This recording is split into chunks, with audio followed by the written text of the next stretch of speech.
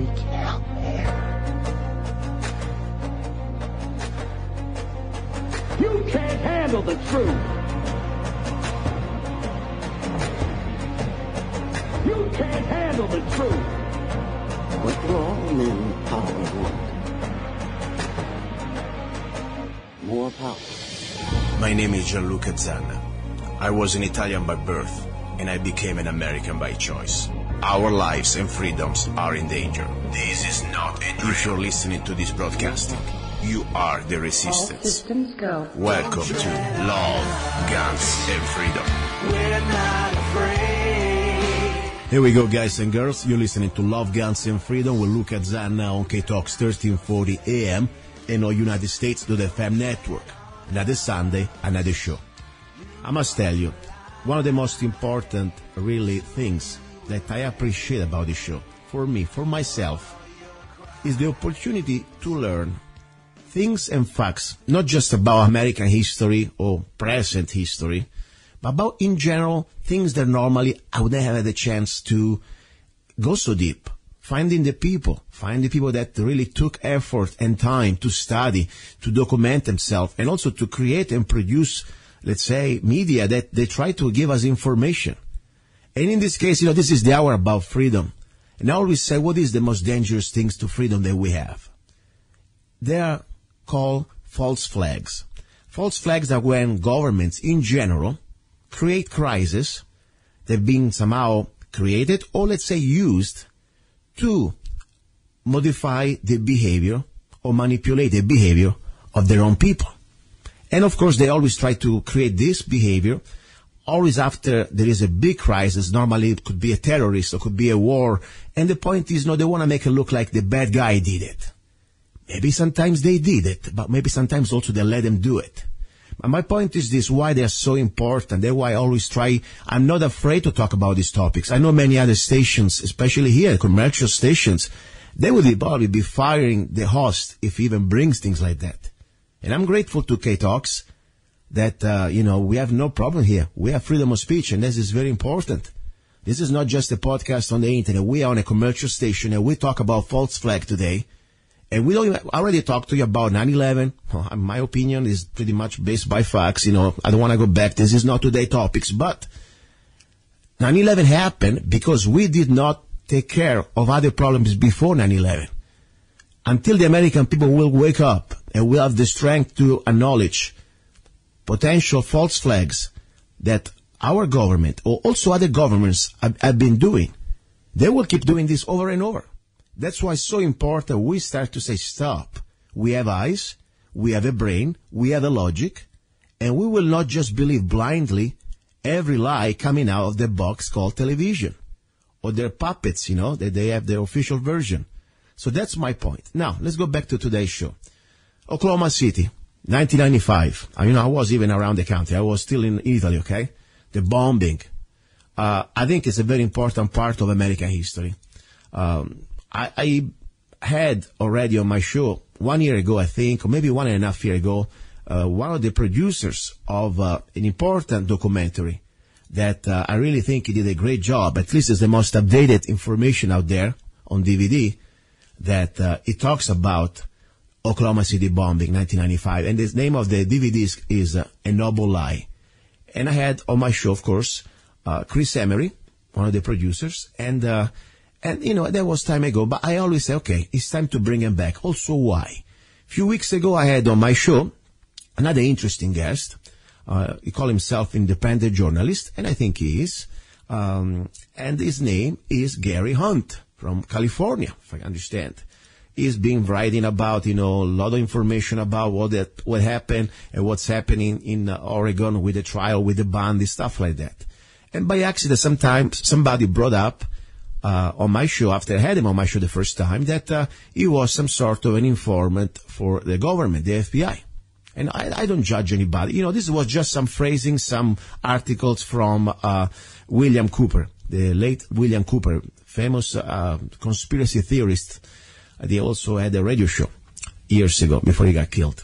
So, and I say, I don't believe anything, especially everybody has the opportunity and the right to defend themselves. Everything can be created on the internet. So I wanted just to Somebody called, somebody had a chance to say what they thought, and also I brought Mr. Gary Hunt back on the show. Simple as that. He brought his case, and for me that was it. Now, talking about it, I realized that Mr. Hunt is very informed about, for example, Oklahoma City bombing, so much that he was there. So that's great. I mean, wow, he has a lot of great information. I was kind of, let's say, astonished when during the interview, he pretty much came out black and white that the official version for him, the one that the government says, it is the version.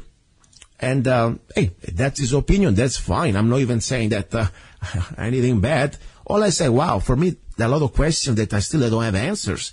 And I cannot believe that that's the official government is what you really believe. You know, after all, I think he's a smart man. He's always trying to investigate. But yeah, the answers for every basic things.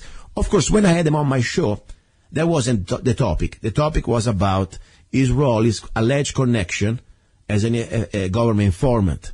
That was pretty much it. But I say, you know what, Mr. Hunt, I would love to be an open mind that normally I do. I have an open mind. If I'm wrong, I'm the first one to say thank you for helping me out to fill this, vacuum area. So I said, let me get somebody that I think is an expert, because he really is. You know, the guest that today you will listen to, his name is Chris Emery. He spent a lot of time creating and producing this documentary about Oklahoma City bombing in 1995. And I said, Mr. Hunt, are you up to that? Would you like to be with him 1 hour? And he said, oh, yeah, it would be great. Wow, I say, that's beautiful. That's the way also the spirit of the show, you know. I bring you facts, opinions, and the experts, and you make up your mind. Never believe me, never believe anybody else but your brain, okay? So after that, though, I have to publish my interview with Gary Hunt. And all I did in my little YouTube interview, I put it that Mr. Hunt supports government version, answers allegations and agrees with the official version of Oklahoma City bombing. That was it. I mean, that's exactly, if you listen to the interview on my YouTube channel, you can figure it out. That's exactly what it says. He got kind of sour, and I didn't like the way I mentioned it or awarded it, or somehow anyway, he unfriended me. And I said, please, let me tell me how you want me to change it. I will change it. I mean, sometimes, I also believe maybe my English, since it's a second language, I may say something a little stupid. Honestly, I didn't. Because that's exactly, I just reported what he believes. So anyway, today we are here. I wish Mr. Gary Hunt at least was still my friend and talk to me, but maybe it will in the future. I don't know. I'm here. I have done nothing to him. Meanwhile, I have here Chris Emery, that, as I said already, is one of the producers of the documentary A Noble Lie. And today's goal is to make a case, like we are in front of the court of a public opinion, to bring facts and questions answered, or at least try to figure it out, the real answers, or what really happened that day in Oklahoma City, 1995. Chris, are you there? Yes, Luca, go ahead. Thank you for having me back on your show. I know it's been a while, but it's always an honor to be back. Hey, thank you. I hope you didn't fall asleep with my little intro. No, it was a great intro. Very thorough. I want job. to be sure everybody understands why we're here, and also why Mr. Gary Hunt is not here. And if he will listen to the interview, I'm sure. Hey, Mr. Hunt, you're always welcome here. I wish you would be, as I said, I'm a civil person, at least I didn't do anything bad to you, and I don't know why you unfriended me. But I'm always here open to you, and you have the opportunity to come here. Now, let's go back to us. A little introduction about you before we start, and also more important, let's talk briefly about the documentary Noble Lie, and then we will go into facts. Let's say the strategic questions that normally make no sense. The people must say, wow, the government didn't give us all the answer. First of all, who is Chris Emery? Well, I've been in radio, television, and film for 36 years. I was working in front of the camera, first as a print model, then a bit actor, and then did several national commercials, bit parts in television movies. But I discovered after being on the set for those 18 years that the money was to be made working on the crew, actually behind the camera. So little by little, I was able to get opportunities to work on training videos, biographical documentaries, and then back in, I believe in 1999, I came across a book that was written by Ambrose Evans Pritchard, who was the bureau chief for the London Telegraph, I believe in Washington at the time. Now he's in Brussels, handling the economic side of the London London Times. And anyway, that book intrigued me because there were 4 chapters in there. I believe the title was the politics of terror in the Clinton White House. Anyway, 4 chapters on there were dealing with the Oklahoma City bombing. And it intrigued me because what was presented in that book completely flew in the face of the official narrative. And so I slowly started to contact people that were intimately involved in the investigation, victims, family members, and survivors. And that was my first feature-length documentary that I had the opportunity to work on. And here we are, how many years later? 13 years later, 16 years later, after I started working on the film. So I was very blessed to have the opportunity to work on A Noble Eye, Oklahoma City, 1995. We started in earnest in January of 2003 when I moved to Oklahoma City. And it took us 8.5 years to release the film, and it was by a rave review, and much to our surprise, sold 62,000 copies in over 37 different countries worldwide. Yeah. So for a documentary, it's here we are. Big, yeah. Listen, and now you do other projects. I mean, this is just a once in a while project you're doing, or you do also other productions that you're. Well, if your listeners, if you don't mind, I'll be happy to plug the website Free Mind Films. It's with an S, freemindfilms.com. We have 3 feature-length documentaries on the website, all of the backstories, the inspiration behind the films, the trailers, the links to the Vimeo channel, which for the filmmakers and folks in the entertainment industry, Vimeo is basically the Cadillac version of YouTube. It's dedicated toward the media arts, and they did a wonderful job of hosting all of our films, and we have the trailers, and then also the download for the feature length. You can actually download our copies of all 3 films on there at a nominal fee, and then of course you can open that up on almost any electronic device. It'd be your laptop, your Kindle, your phone, whatever media device you have. And that's really worked out well as a good medium for us.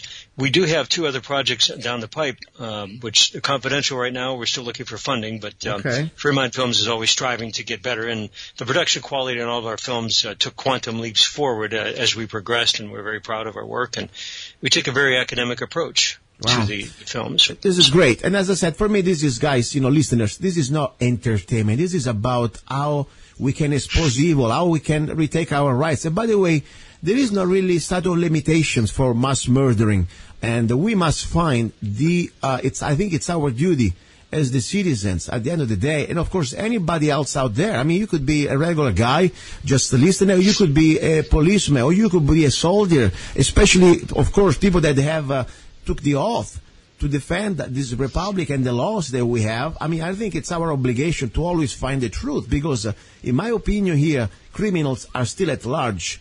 And there is no statute of limitation for crimes like this. And that's why we got to really try to open. The goal and the purpose of this interview is not just to make you feel, some sort of fuzzy and buzzy for a few minutes. No, this is about to give you extra information that hopefully you will verify on the internet or every way you can. And then when you say, my God, this is true. Luca-zanna is not crazy. Emery is not another crazy. They're not, doing drugs there. They really have something serious. Then it's your duty to get whatever media you want. I suggest you to get, of course, a Noble Lights, a great compilation of also information, and start to wake up your next fellow man, American, maybe your family member, maybe your congressman, whoever you want. Only when we reach critical mass, at that point, we can say, okay, now we have the chance to start to really go deep into the rabbit hole and drag these snakes out of their holes. That's because these snakes that deep into the holes, and we can just, few of us cannot make it. Now let's start. First of all, let's make the case. You're in front of the public opinion of the American people, and I would like you give the official version of 9/11 of Oklahoma City. And then you start to give, according to your study and what you found out and, expose in the documentary, the questions that probably we never had the real answers. You make the case. Sure. Go ahead. Okay, well, that's exactly what we did with the film. We took the first 10 minutes to present the official narrative, and we completely destroyed that, and then built a narrative that made much more sense based on documentation provided to us by 3 retired FBI agents, a retired CIA agent, local, county, state, and federal law enforcement that were very supportive of our work. They couldn't come out directly because they had their pensions, their careers. Some had their lives at stake. So we, as a film crew for 8.5 years, this is from January of 2003 until we released it, were kind of the lightning rod for a lot of these people. A lot of it was provided to us confidential. So anyway, the official narrative, on the morning of April 19, 1995 at 9:02 a.m., a truck bomb, an info bomb loaded in the back of a Ryder truck, blew up and destroyed 1/3 of the A.P. Murrah Federal Building in downtown Oklahoma City. And that was Timothy McVeigh was the sole perpetrator on that. He lit a fuse, and this is where, and I'm not going to be trite here, but this is where the lunacy starts. The official narrative by the FBI says that McVeigh had lit a fuse in the cab of the truck, which went through a hole that was drilled through the cargo box, and then that is what ignited the det cord and everything, lit up the info to blow up after McVeigh had enough time to exit a smoke-filled cab in this truck and casually jaunt across the street, climb into his Mercury vehicle, and four-door vehicle, and speed away, allegedly getting on the highway to go north on Interstate 35, north of Oklahoma City, to be stopped, I'd say about maybe a 20-minute drive south of the Kansas-Oklahoma border. Well, that's where the official narrative ends, and where the facts start, or according to, like I said, our sources. And by the way, we interviewed 326 victims, family members, and survivors. Wow, that's a lot of attorneys, time. retired investigators, lawyers, people that were intimately involved, search and rescue, police. In fact, there were 23 different law enforcement entities in downtown Oklahoma City within 6 hours of the bombing. We were able to interview several battalion chiefs from different fire departments that were there. And so over that 8.5 years, actually it was about 6.5, we went into post-production 2 years before. And then we went and actually released it in December, the first week of December of 2011. But everybody that we interviewed, we took very good notes. Most of them preferred to be off camera, not on audio, but we had the written notes, and we were able to paint this mosaic of a story that was completely different. What we came up with, and this is in a nutshell, according to 15 survivors, 12 on the 9th floor, and one on the 8th floor and 2 on the 6th floor, the building started shaking 5 to 8 seconds before the info truck even detonated. Wow. Now that's not something we're pulling off of the internet in our dad's basement on a computer. Yeah. These are people that came within an inch of their lives. Wow. They were all telling us the same story. Some of them didn't even know each other. They were complete strangers. So when you have that happen, okay, that's the bellwether number one. That's basically one of the underpinnings of the narrative, the official or the narrative we came up with. The second one was as far as the video and the photographic evidence, the after-action reports that were written by the Oklahoma City Police Department, sources on Tinker Air Force Base. It's the largest material and maintenance base in the world for the United States Air Force. In fact, I was just on the Secretary of State website yesterday renewing some business documents, and there it is. They're promoting the Tinker Air Force Base. They repair a lot of the planes for the Marines, the Navy, U.S. Air Force, and they even do the contract out for some foreign military entities. So anyway, the photograph and media lab on that base, one of the he's since retired many years ago, this individual gave us the original slides and photographs and negatives that were taken on the debriefing from the search, not the search and rescue, but the search and recovery. This is long after any survivors would have still existed there. These were just to recover the bodies in a respectful way. Photos were taken every single time that these canine rescue crews from Miami-Dade County, from Chicago, Cook County, from Dallas-Fort Worth, from Orange County in L.A., all of them were there throughout a 90-day period. We were able to get firsthand access to all of those photos. Some of those photos are actually scanned in the film under 700 DPI video digital quality. So looking at those and the photographs and they're supplied by the Oklahoma City Police Department and the Oklahoma County Sheriffs showed that there were at least 23 devices in the building. Wow. Only 3 of them went off. Oh my God. The other 20 did not detonate because the mercury switches. Now, this is the key, folks. Mercury switches, this is professional.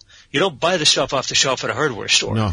These are custom-made brass fittings on these Mercury switches and the detonation devices on the actual ordnance that were strapped to the support columns of the A.P. Murrah building. The FBI knew it. The CIA knew it. And we got that by way of three individuals who were at the Oklahoma County Sheriff's Department. They were sitting on the curb having coffee and sandwiches next to FBI and CIA, and they just blurted out, of course, out of the earshot of the media, that there was there was basically odorous remnants of C4 coming out of that building. Wow, which that's a professional hit. Now this is not an amateur job. One thing I was going to tell you, first of all, and without even mentioning names, because he's not the only one, but one thing I was told by Mr. Hunt and other people that normally they completely deny any type of alternative.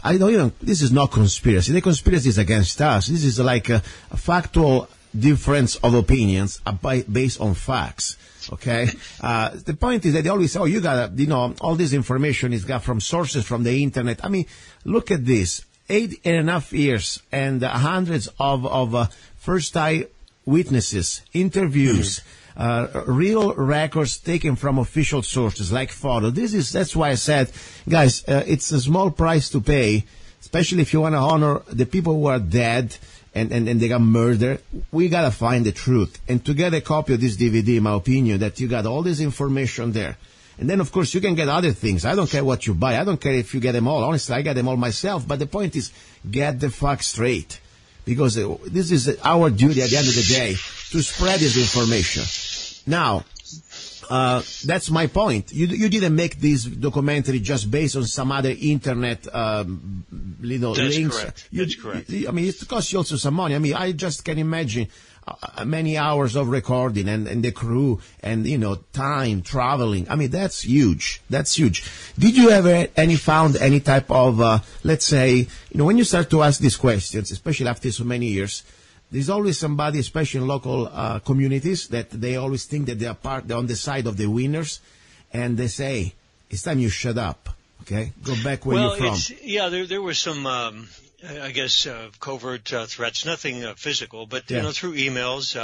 I've had some individuals, I'm out at dinner at a local restaurant or coming out of a sporting event, and they're drunk. You could tell they had a few too many, and they start popping their mouth off and calling names and doing ad hominem attacks. And so, I handle that in a very, a very respectful manner. And I said, look, if you'd like to sit down, sober up, have a pot of coffee, and we'll meet at local Denny's. We can sit down and review what I have. I had no problem with that. Never took me up on my offer.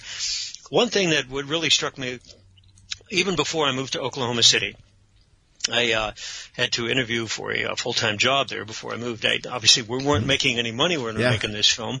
So you got to have a job to fund your passion. Passion was getting this movie out. Anyway, the Oklahoma City National Memorial Museum. Now, I'm not taking any personal attacks on anybody that works there. I'm sure there's some very good meeting people there.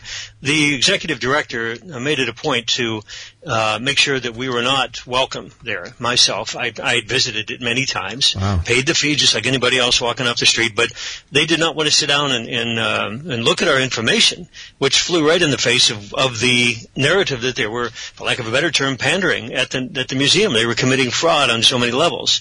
But we didn't want to come out in public and say this. We didn't want to do a press conference and, make them look bad. I said, look, let's just sit down behind closed doors, and what you have, your storyline that you are presenting in this museum is not only false, it's patently false, and these are the reasons why. Well, they didn't want anything to do with that. And to this day, they refuse to sell the movie. So, having said that, that's one of the institutions that boasts the fact, we are going to remember these victims respectfully. Well, what they're choosing to do is remember the deaths of the victims in a lie. I mean, there's really no other way to say that. That's their choice. Our choice was to flip the script, so to speak, and present the information for what it was and versus what it was not. There's a seminal moment I met with Stephen Jones, Tim McVeigh's former defense attorney. And this was in October of 2003. I drove up to his office in Enid, Oklahoma. It's about a 2 hours drive northeast of Oklahoma City. And the first thing he said to me after we sat down at his desk in his office, he closed the door and he looked at me in the signature thick lens glasses that he had, and He says, Chris, he says, I'm going to tell you what this case is and what it's not. And that was our attempt to do it in the film. It's not a tell-all. It's not the end-all, be-all, but it was a good primer. It was a good starting point to get people to think, not only throw the official narrative out, but to get into a direction that made a lot more sense based on fact. And that's why we were never served with any litigation. That's one thing a lot of people aren't aware of. Our film crew, both as a LLC and us individually, we were never sued on a civil basis or a legal basis or a criminal basis, because the information we have in that film has been triple checked. These facts are triple checked, and that it was a catch-22. If the Justice Department or the FBI field office in Oklahoma City or Dallas or Washington wanted to take us to court, we would have basically through discovery process showed the documents that we had based our information on. And the irony is that it was provided to us by supportive and sympathetic employees of the FBI and the U.S. Justice Department. Wow. They did not want that to come out in court. No. Period. No, they don't want End that. of conversation. That would have been end game right there. Wow. This is really serious. I tell you, sometimes it gives me still chills on my back. And the fact why, because this is not a movie, guys. This is real. I mean, let it sink in for a moment. A lot of lives, innocent lives, they got sacrificed. They got murdered, not sacrificed. They got murdered. Okay, and all this because there was a hidden goal. And what is the hidden goal? According, of course, we can just guess, but we can also see. There is always, a problem, reaction, solution. What exactly happened after this bombing, Chris? To America, to American rights, to the legislation, the new legislation. What happened? Well, it was actually General Parton, who we interviewed in the film, a retired Air Force general, one-star brigadier general with the Air Force for 35 years, head of the Pentagon Armament Lab for 18 years. He designed ordnance for the U.S. Navy and the U.S. Air Force, had several $1 billion at his disposal, had a great staff to work with. And what he told us, in fact, I believe is it General Parton? General Banton Parton? Is it him? Yeah, that's correct. Okay, that's correct. Go ahead. And we interviewed him. What he told us, I believe it was off camera, and we had a little bit of that in the film. And then, of course, it's included in the final report, which is a 560-page report that was put together on the bombing by the Oklahoma City Bombing Investigation Committee, and we can go develop on that later. But General Parton says there was already enough anti-terrorism law on the books already. The 1995 Omnibus Anti-Terrorism Act was passed by the U.S. House, and it was still floundering in the Senate. The Senate refused to pass it because it was overreach. Yeah. It was overkill. There was no reason to have this. Yeah. You may have been in Stasi, East Germany, for Pete's sake. Anyway, the reincarnation of that was actually the Patriot Act, and it was passed, railroaded through, I believe, in 2002, right after 9/11. Exactly. So, but this was the first attempt to get something like that on the books, and the House passed it with flying colors. It was the Senate that was locked down, and the Clinton administration was furious. They wanted to get it through, and the Senate says not only no, but hell no. It took the victims of they flew these folks in, they bust them to Capitol Hill. The victims' family members and some of the survivors of Oklahoma City, who still to this day parrot the official narrative. It took them to show up to convince the Senate to pass this. Yeah. And it was running slow as molasses through the Senate. They finally got it through. Unfortunately, they did. This is sad because, as you said, there are still people out there that you cannot even have a logical conversation. They're completely psychologically under mind control. I really believe that. Just because you say, if you really want to honor the fallen, if you really want to honor the victims, stop being a jackass, open your brain, and be civil for 1 hour. Look at this evidence with your brain, and do not just follow the orders because you've been somehow so arrogant that maybe you were wrong, and you want to continue to be wrong. And also another thing, I think also there is an act of cowardice. Many people out there, they may know the truth.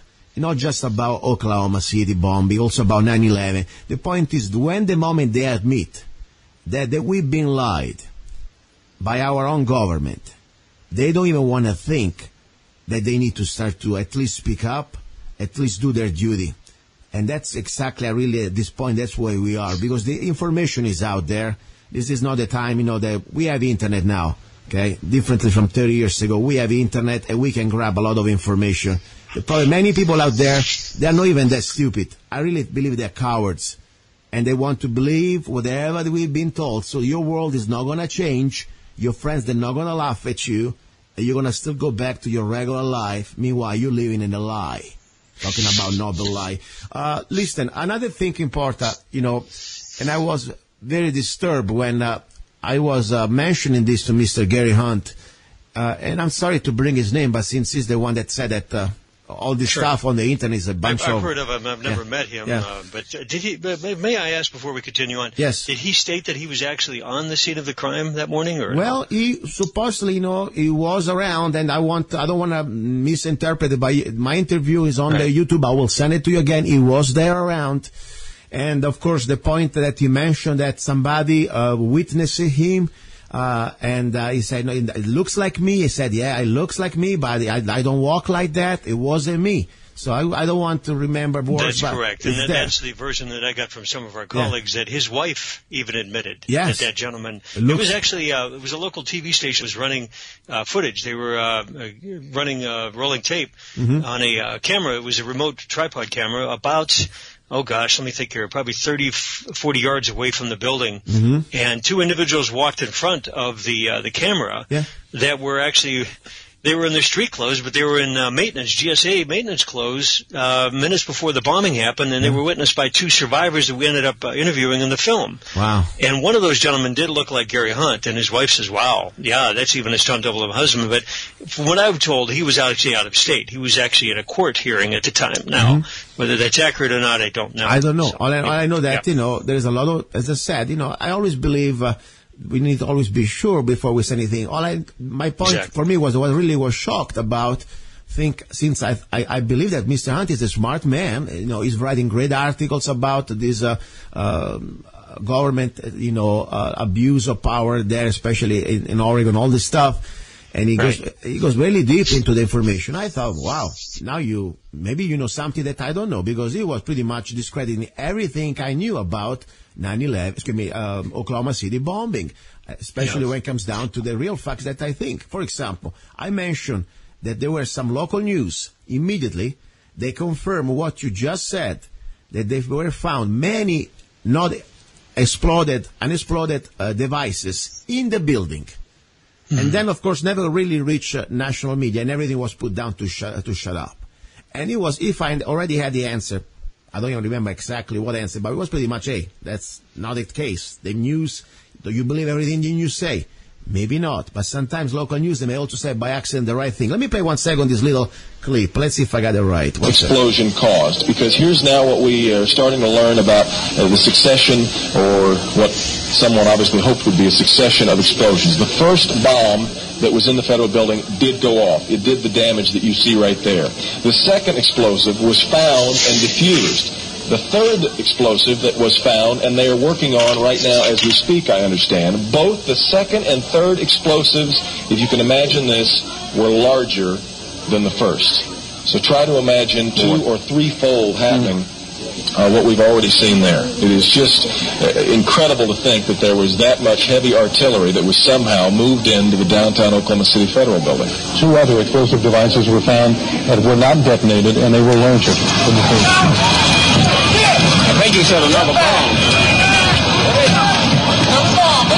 Oh my God, another bomb. We just saw, if you were watching there was a white pickup truck backing a trailer into the scene here. They're trying to move people out of the way so they can get it in. Appears to be the Oklahoma County Bomb Squad. It's their bomb disposal unit, essentially, is what it is, and it is what they would use to, if the report that we gave you just a few moments ago turns out to be correct, that they have found a second explosive device of some kind inside this building. They'll back that trailer down there, and the bomb squad folks will go in, and they will use that trailer. You see the bucket on the back there, sort of, this is how they would transport the explosive device away from this populated area to try to do something with it. The Justice Department is reporting that a second explosive device has been found in the A.P. Murrah building in downtown Oklahoma City. Mike, you're still with us, aren't you? Yes, I am. And I might tell you, in addition to that in fact what we were told at the scene a few minutes ago was that in fact 2 different explosive devices were found in addition to the one that went off. So a total of 3. A total of 3. Now confirmed through federal authorities that a second bomb has been found inside that federal building in Oklahoma City. It was an explosion at 9 o'clock this morning that did that damage you're looking at right there, blowing off the entire north face of that building. Again, you're looking at the north face there. A second bomb was found on the east side of that building. A bomb squad is on the scene. That second bomb has not exploded. We don't know quite the status yet, if they've managed to defuse it, but it has been confirmed that a second bomb was found on the east side. What I have is that one device was deactivated. Apparently there's another device, and obviously whatever did the damage to the Murrah building was a tremendous, very sophisticated explosive device. By the way, that was the voice of former governor of Oklahoma, Frank Keating. Okay, I mean, I could play this. There is much more. The point is, these are from local news that exactly decided to bring facts out immediately after this, let's say, the crime happened. What do you think? I mean, because the first thing I was confused about, Mr. Hunt pretty much discredited this local news. It's like almost they got their information wrong. I don't think that's really the case, in my opinion. I mean, it seems like pretty much even the governor, I mean, we have him here on audio. I mean... Correct. And let me, if I may develop on that real quick. Go ahead, please. We have a few minutes. Yes. Devin Scillian was the PM anchor for Channel 4. It was an NBC affiliate in Oklahoma City. Mm-hmm. He had signed a contract with Channel 4, also an NBC affiliate in Detroit, but I think it was at least a month and a half to 2 months before the bombing. He had to write out his contract with Channel 4 in Oklahoma City. He had done the evening news the night before, on April 18th. He was in bed when the bombs went off, the multiple ordnance in the building. He felt the ground shake. He literally woke up. This is the PM anchor going in and joining the AM anchor in the newsroom at Channel 4. And it's northeast downtown Oklahoma City, I want to say about 6 or 7 miles. The place was an absolute pandemonium. I mean, I remember when the story broke, I looked at some archive footage, and it was a Maury Povich show, top of the hour. They had the morning weatherman and the B team, just the, top of the hour break news, female newscaster breaking the story. And it took about 20 minutes for the A team to get in. It was really kind of surreal to see how this whole thing developed. And then all of the search and rescue and the hazmat trucks and everybody was showing up on the scene, setting up triage. It was unbelievable. Within an hour, it was just absolute chaos downtown. But the Devin Scillian and I met back in 2007. So we're talking 12 years after the bombing. I flew up to Detroit, and I met with some colleagues up there. I had dinner with him and my girlfriend and his wife at a barbecue restaurant across from the old Tiger Stadium. Devin walked through for that hour and a half of what happened that morning, and he never knew all of the answers to the case. I gave him a copy of the final report, which is in part our movie's based on that. But he told me, what was key, and I shared this with some other people. He says, Chris, we knew that there was something horribly wrong that happened downtown. And for the first 20 minutes that they were in the newsroom, both the AM and the PM anchor, this is the cream of the crop, the top of the news team. They were getting stories from the governor's office, from the Oklahoma Highway Patrol, from OSBI, which is the state counterpart to the FBI, saying yes. In fact, there was multiple ordnance in there. Within 4 hours after the bombing, the big shoulders from Washington, D.C. fly in on 14 C-21 Learjets, and we saw this from the logistics and all of the flight manuals. Wow. And all of the logs from the airbase. Wow. These guys come rolling in from Washington, D.C., bam, all of a sudden the narrative changes. Yeah. And it went from multiple ordnance to a car to a van to a Ryder truck, which was completely ludicrous. And even as a film crew, it's like, not only no, but hell no. Are you kidding me? And once I had that dinner with Devin, I says, wow, this is where all the pieces fall together. Devin Scillian knows it. We knew it, all 75 of us working on that film. That included the victims' family members, survivors, volunteers, and then we had a core group of about 15 people working on this film. So I got it from the PM anchor of Channel 4 on NBC that, yes, they knew that there was multiple ordnance in that building. And they were told in no uncertain terms, not by the FBI field office in Oklahoma City, but by the FBI headquarters in Washington, D.C., to pander in a narrative, which we later found out made absolutely no sense whatsoever. It was a kick in the groin and a slap in the face to everybody, the victims' family members and the survivors in Oklahoma City. And when I moved there In January of 2003, that undertow, that animosity still existed, and it took me about 6 months to fully appreciate what in the world was really going on. And I says, there's no way in hell we're turning back. We're going to make this movie. Wow. This is I tell you, more I learn all these details, more really, this is like you're playing with something more powerful than the mafia, because at least the mafia, you can shoot it off, okay? Something they don't like, they're going to try to kill you, kill. But this is like huge. This is like a hidden part of the government that somehow took over our republic, and they are completely writing history and manipulating facts and allegedly, of course, committing huge mass murdering crimes and go unpunished. And I tell you, the fact that you go there, you with your colleagues and your partners, business partners, and trying to bring this evidence out there, I'm amazed that you're still walking around, seriously. Because well, thank you, and we were very, very blessed. And I'm going to tell you, Luca, and this is something that I did on. We co-hosted the Alex Jones Show many years back in 2012. Yeah. A very good colleague of mine, Holland van der Nieuwenhof, and I were blessed to be able to form about 2.5 million people listening to that show. Yeah. And we came out and says, whatever power you believe in, whether it's Allah, Buddha, Muhammad, Jesus Christ, Martin Luther, whoever, you have your deity, whoever you believe in. I happen to be raised in the Christian faith. I know there's other people that have not. I respect that. Yeah. Okay. But when you do good, good is going to follow you, regardless of what it is. And we weren't naive, we weren't cavalier, we weren't, immature. We knew that there was a threat there. But every single turn that we made, when we needed something, whether it be funding or computer software or hardware or camera equipment or moral support, it just appeared. It was unbelievable. It got to the point where we just stopped keeping track. We just were very focused. We kept our eye on the ball. We just wanted to get the film out. And we were extremely blessed, and we still are. We're still getting information. I get emails, I get texts, I get calls 2 or 3 o'clock in the morning, maybe once a month, of people still wanting to give me information. They says, "How did you get my phone number?" Yeah. And they for some, I don't know how they find it, but it's okay. It's very supportive. Nobody's threatening us. Yeah. That's great. So. There's so much more. I mean, listen, 1 hour you could even scratch. My point, all I want to do here, give you the curiosity. Yes, I would like to invite you to buy the documentary, A Noble Lie. But also, if you want, you can go on YouTube and watch parts and find it anyway. And then at the point, seriously, there is so many other questions. We don't even have an idea. I mean, for example, the former FBI director that it was under that, the time, under the Clinton administration, there are, the conspiracy, they call it, that he was there the night before, according to the hotel receipt obtained by WorldNet Daily. He was already there the night before the bombing, and then the FBI tried to deny it. Are you aware of that, Danny Colson? Danny Colson was he was a special agent in charge, I believe, of the Dallas office. Yes. And there was some speculation. It was the Embassy Suites on South Meridian. I know where the hotel was. Why he showed up the night before.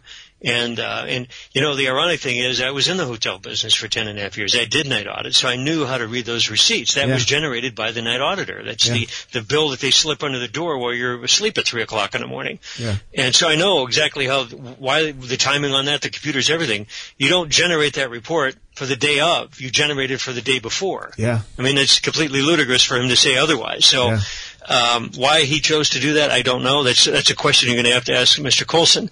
What I do have in front of me here, Luca, and with all due respect to Mr. Hunt, I would love to have the opportunity to talk with him. I'm sure he's a great guy. I don't know him personally. I've never met him, but I would be more than happy to present him with the information if you want to contact him and we can get on the show. Yeah, what I have here in front of me is a 29-page report from the Office of the Inspector General. Now, for those you folks aren't aware, this is a third party. This is an entity within the United States government tasked by Congress to investigate, and they are at the beck and call of special prosecutors on criminal cases to take a complete independent view of what's going on. And this, of course, was a huge capital murder case. 168 people, including 3 onboard children, were brutally murdered. Yeah. So in February of 1997, this is, you back up, February, March, April, we're looking 3 months before the McVeigh trial started in June of 1997. They issued this scathing 29-page report, which completely destroys any credibility that the FBI had with the investigation in this case. And I'm going to just take one paragraph here. This is a summary paragraph. If you let me read this real quick. Please go ahead. I'll set this up. David Williams was a trainee. He was a flunky, so to speak. And he had no business training for the FBI crime lab. He was put in place of Dr. Frederick Whitehurst, who actually stepped up. Dr. Whitehurst was one of the 3 FBI agents that really respected the work that we were doing, and we had an incredible working relationship with this gentleman. And he was so smart, he graduated from law school after the FBI kicked him out and claimed that he was mentally incapacitated. Not only did he graduate from law school, he ended up opening up a private investigation for a very successful firm in South Carolina. Wow. So you tell me somebody like that is in that case, forget it. Yeah. All right. So David Williams was stepped in and put in his place to head up the FBI investigation of the Oklahoma City bombing. And this is the summary of it. FBI SSA David Williams report, this is coming from the Office of Inspector General, regarding what happened with Oklahoma City, contains several serious flaws. His opinion as to the velocity of damage of the main charge, hence the Anvil bomb in the truck, was unjustifiable. His statement of the VOD, velocity on demand of Anvil, was incomplete. His categorical identification of the main charge as Anvil was inappropriate. His estimate of the weight of the main charge was too specific and based in part on improper grounds. His conclusion as to the containers for the main charge, what the Anvil was actually placed in, the environment that the Anvil was in, it says was unjustifiably categorical. His categorical identification of the initiator for the booster, hence the fuse that filled up the cab in the truck full of smoke and McVeigh got out. This is like something out of a Wile E. Coyote. It was that ludicrous. And I'm not being flippant here. Yeah. We looked at this and it's like, wow, these people have the audacity to treat us like infants. There's no way that this thing would even work in pristine lab conditions, let alone in a 18-foot box of a 24-foot long Ryder moving truck. It was ludicrous. Yeah. Anyway, he said the categorical identification of initiator for the booster was improper. His conclusions concerning the non-electric detonator, the lighting the fuse through a hole that's drilled in the cab from the driver's compartment to the back box, it says was scientifically insupportable. His conclusions were not supported by the contents of the report. He included some dictation in a selective or confusing way. Here's the key. These errors were all tilted in such a way as to incriminate the defendants. What the FBI did, under no doubt at all, was to shape the evidence to fit the prosecution versus the other way around. Yeah. Unbelievably criminal. Yes. We are troubled. They finish this. We are troubled that the opinions of Williams' report may have been tailored to conform the evidence associated with all the defendants. Let me review this real quick. Incomplete, inappropriate, too specific and based in part on improper grounds, unjustifiably categorical, improper, scientifically insupportable, and selective in a confusing way. Now, if Mr. Hunt has an issue with the official narrative not being correct or being correct, he's welcome to call me. I will be more than happy to email him this report and have him decide. Great.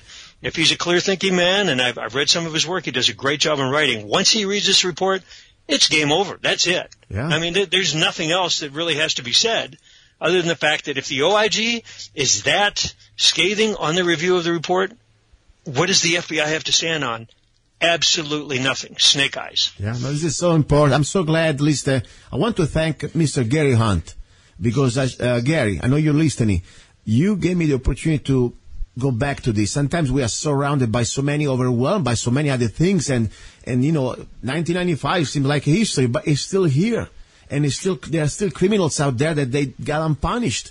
And I'm telling you, that's why I'm so glad that, your documentary is still out there and can reach more and more people. And as I said, there are no statute of limitations for crimes like this. And it's our duty at the end, as the American people. I don't care if you're the man of the street, an average guy like me, or let's say a cop, a policeman, or an army guy, a soldier. It's our duty to really uphold these laws at the end and expose evil, expose these criminals. Because these are not just regular scumbags on the streets. These people, they are representing us, or at least they are in institutions that they're supposed to defend our rights. Instead, they are using us, crisis to destroy our rights. That's why it's so important. Please, you need to have ammunition, and the first thing you need is information. Because at that point, you can make up your mind. You can share this information with other people, and only then, we can reach critical mass. Yes, I always say, I don't need a majority to say the truth. One person can spell it out. But at the same time, in this system, here, if we want to have things happening, We need to convince the rest of Americans. And I'm sorry, especially the people that they have their victims and they're still hiding, at least hiding in their sorrow and their pain, and they don't even have an open mind to talk about other evidence. That's the first people we should reach. Otherwise, they will use these parents of victims as puppets for their agenda. That's my point. Well, I'm pretty amazed. I tell you, as I said, after all these years, even I learned about Oklahoma City. I was even an American. I was 2003, just after 9/11. After when I woke up after 9/11, I said, wow, this is not just 9/11. I started to learn about Oklahoma City, and I was in shock, of course, because I wasn't American yet, and I said, wow, this is exactly what we need to get involved in whatever we do as citizens, expose these bastards. I want to give you the floor. Whatever you want to say before I let you go. No problem. Once again, if you'd like to get a copy of the film, we do appreciate the support. We've had 128 requests for YouTube to take the film down. It was posted, illegally, but after that, it's been on YouTube for years. But anyway, you get the high quality, the digital version of the film on our website at freemindfilms.com. And then it has all three of our films. By the way, we were very blessed to be awarded 4 Best Picture Feature Documentary Awards and 2 finalist awards out of the 10 film festivals we were accepted into. That completely blew us away. We didn't expect that. We just wanted to break even and get the message out, and we were extremely blessed. We took the funds made from that movie and brought released the next 2, State of Mind, Psychology of Control, and then, of course, Shadow Ring, which is narrated by Hollywood actor Kevin Sorbo. For the folks, let me back up here just to the very beginning real quick, Luca. Yes. Let me know how much time we have left. Yeah, you got time. You still have 8 minutes, 7 minutes. 7 minutes, okay. Let's say 5. 5 because before I even put my foot forward on this case, I gave myself 6 months or $6,000, whatever I burned through first. That was my threshold because I didn't want to flounder on for years deciding if I wanted to do this film or, what I was going to do. And I took this advice from a former boss of mine at a small production studio I worked in Fort Worth, Texas. And he said, look, you've got to draw a line of demarcation in the sand. He said, once you cross that line, either you decide to go ahead or you step back and you just walk away from this case. Yeah. So during that time, I did everything I could to find anything, absolutely anything, that would support the official narrative. Yeah. I couldn't. Wow. I simply couldn't.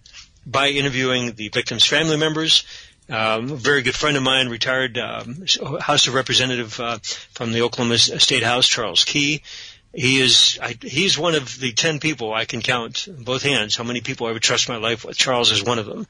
And to this day, I could pick up the phone and talk. It's like we just saw each other yesterday. He's the one that took me under his wing and says, look, he says, I know you want to do a good job on this. He said, this is going to be a tough road to hoe, but you are going to, if you stay focused and follow our guide here, we'll at least set you in the right direction on who to talk to, where to get the information. He says, I'm not going to tell you all the answers because he simply didn't know all the answers. Yeah. And he's not only was he very respectful, he was very humble, not an arrogant bone in his body, and treated his family right, treated everybody with respect, on both sides of the aisle, both Democrat and Republican. And it was amazing, just an incredible journey to put this film together. We are still getting, and to reiterate, we're still getting information, updates on this case. 2 weeks ago, I got another cache of information, documents that are being sent to me electronically. And that is something that, after this film was released, we started to accumulate more archives to possibly update and release an updated director's cut to add more information to it. So I'm not poking the finger, poking anybody in the eye that works for law enforcement. Like I said, we were very appreciative of all 4 levels of law enforcement that helped us out. There's a lot of very good people. It was the very top echelon, the very top level of the management within the FBI and the Justice Department that, for a variety of reasons, they chose to cover this case up. Yes. That's not even up for debate anymore. Yeah. It's a well-known fact. And the cameras, always had the video, all this video that they disappeared. Like the Pentagon, the video, they're gone. You have to have lawsuit to get them back. Same story here.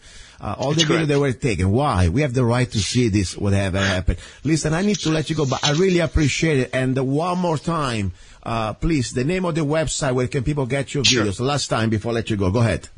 Free Mind Films, that's with an S, freemindfilms.com, and it's easy to scroll through.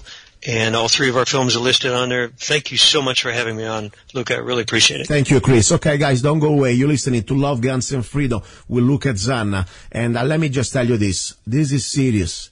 This is why I decided to stay on the air. I couldn't care less. You know, when I gave the opportunity 3 years ago, I can't believe it. I'm still here. And when I understood the opportunity that I had, I don't care if the audience is just between the tri-state area in here in Arizona, California, wherever, Nevada. The point is now through the internet, we are reaching many more people. And people normally, they're also from other countries. And people say, why do I even bother to get this information to, let's say, people in Sweden or in Italy? Guess what? Because if they do it here, they can do it there too. It's up to us to wake up as human beings wherever you are and understand that there is a global plan to completely dominate us, to enslave us. And they will use every tool they can, everything they have on their book, even committing false flags. And today, hopefully, maybe for some of you may say, hey, I learned these new things. Or maybe, I don't believe you, Zanna. Let me go check it out. And I really commend you for that. And if you are maybe local politicians, especially in our area, Mohave County, let's not forget Kingman, Arizona, is where Mr. Timothy McVeigh was here. He came from here. His family was here. The FBI moved here. You guys, FBI, you're still here. You've been stationed that time, 1996. You already moved here. You never left. And my point here is one. We must know the truth. If we don't know and understand what really happened, we will believe whatever lies we've been told, and never is going to change. We will go deeper and deeper down to be even more slaves. Now, little break. We're going to have a little bit of a Zanna coffee break. Don't forget, if you want to support the show, I don't go out and beg for sponsors, thank God. Otherwise, you know, with the topics I touch, normally, you know, it's kind of touchy. Guess what? You can support the show. Go to zannacoffee.com, www.zannacoffee.com. You can find the line of my organic coffee. Don't forget my new ebook, Lyrics and Poems, the collection of all my songs and lyrics of my new poems. At Amazon.com. And of course, you know, if you want to do CCW classes, wait for the second hour. Of course, we will talk more about that. But bottom line, you can go to www.azccw.us. And for any of you guys, law enforcement, please, you are the first one we need. We need your help. Step up, learn the truth, and share it, and side with this republic. In this world, where everything seems to be going sideways, when you need things set straight, Zanna Coffee, straight shot espresso. Start your day with a bang. The best organic and GMO-free coffee beans from around the world to amplify your senses and enhance love for life, liberty, and the pursuit of happiness. Zanna Coffee brings you happiness in every cup. Fair trade, certified, sustainable, organic coffee. That means we do not use slaves. Free Zanna songs with every coffee bag. Find Zanna Coffee at www.zannacoffee.com. www.zannacoffee. Don't tread on us. Do you want social justice? Now I give you social justice. The Zanna way. Don't trade on us. The Freedom Rifle by Zanna. The most affordable military-grade semi-automatic AR-15 rifle in M4 configuration, chambered in 223 Wild, that can shoot both 5.56 NATO and 223 Remington. 4 minutes of angle for just $499, made in the USA. Get your Freedom Rifle now. We need every law-abiding American armed with knowledge and at least one military rifle, ready to defend good against evil. With every Don't Trade on Us rifle, you will get free parchment replica of the United States Constitution, free digital CD, Don't Trade on Us, free ebook, How to Become a Rifleman, free t-shirt, Slaves Are Never Armed, I Am Not a Slave, free 30-round magazine where allowed by the law, free laser engraved ejection port, Don't Trade on Us, for just $499. Go to www.freedomrifle.com, www.freedomrifle.com. Get your Freedom Rifle now.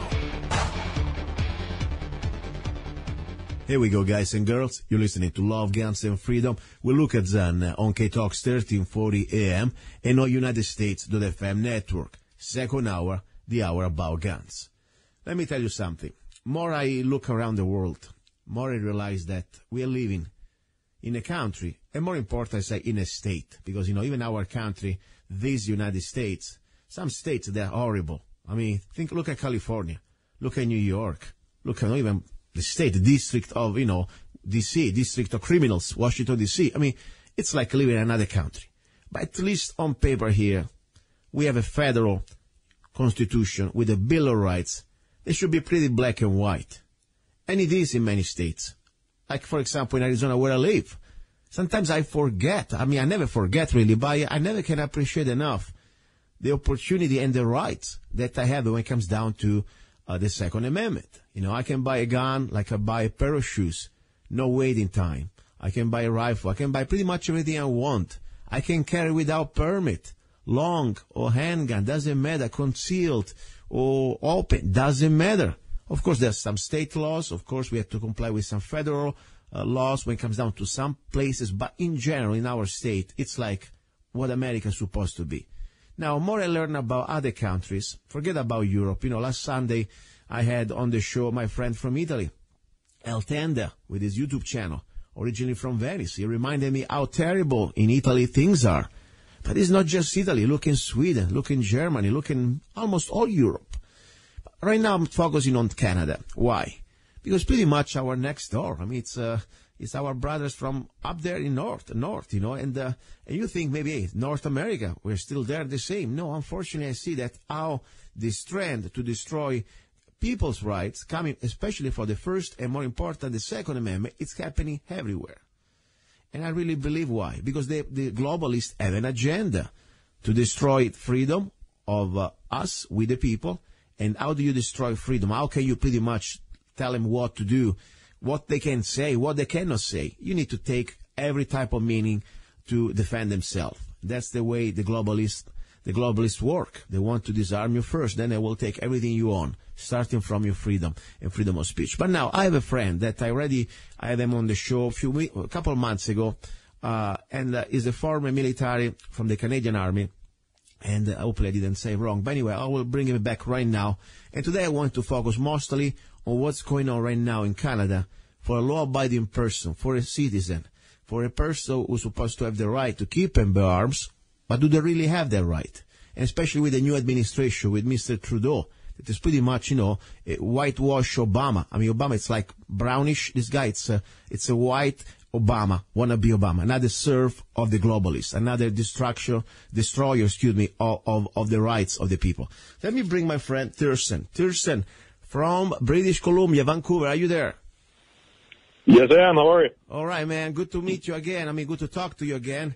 And first of all, I want to say, remind me exactly, because, I don't want to distort. You are in the Royal, is there even a Royal Army up there? Is the Crown Army? What you were serving? I'm not... Canadian Armed Forces. Canadian Armed Forces. Yeah, well, so there's no Royal there. I mean, is there Royal something? No, not for the Army, no. Not for the Army. The Air Force, yes, and Navy, but you don't see that word in the Canadian Army. Okay.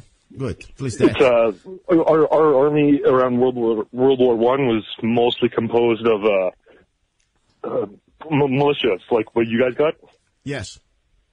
So they were just basically incorporated into a single national force, and so that's why that word wasn't in there. I see. So anyway, but I was looking at, by the way, some videos of you also coming back from. I mean, I don't know if it was you, but I saw people coming back from Afghanistan overseas. I mean, you have a uniform that reminds me a lot of, as the name said, British Columbia. I think almost like with this skirt. I mean, it looked like from the British Army. Am I right or wrong? There are some things that look alike. Am I right? Oh, well, of course we do. Our military tradition all comes from, what was originally the British Empire. Yeah. So when you look at, if you go to Montreal, you'll see regiments like the now it's called the Royal Highland Regiment. Originally it was the Black Watch regiment. In Vancouver we got the Seaforth Highlanders.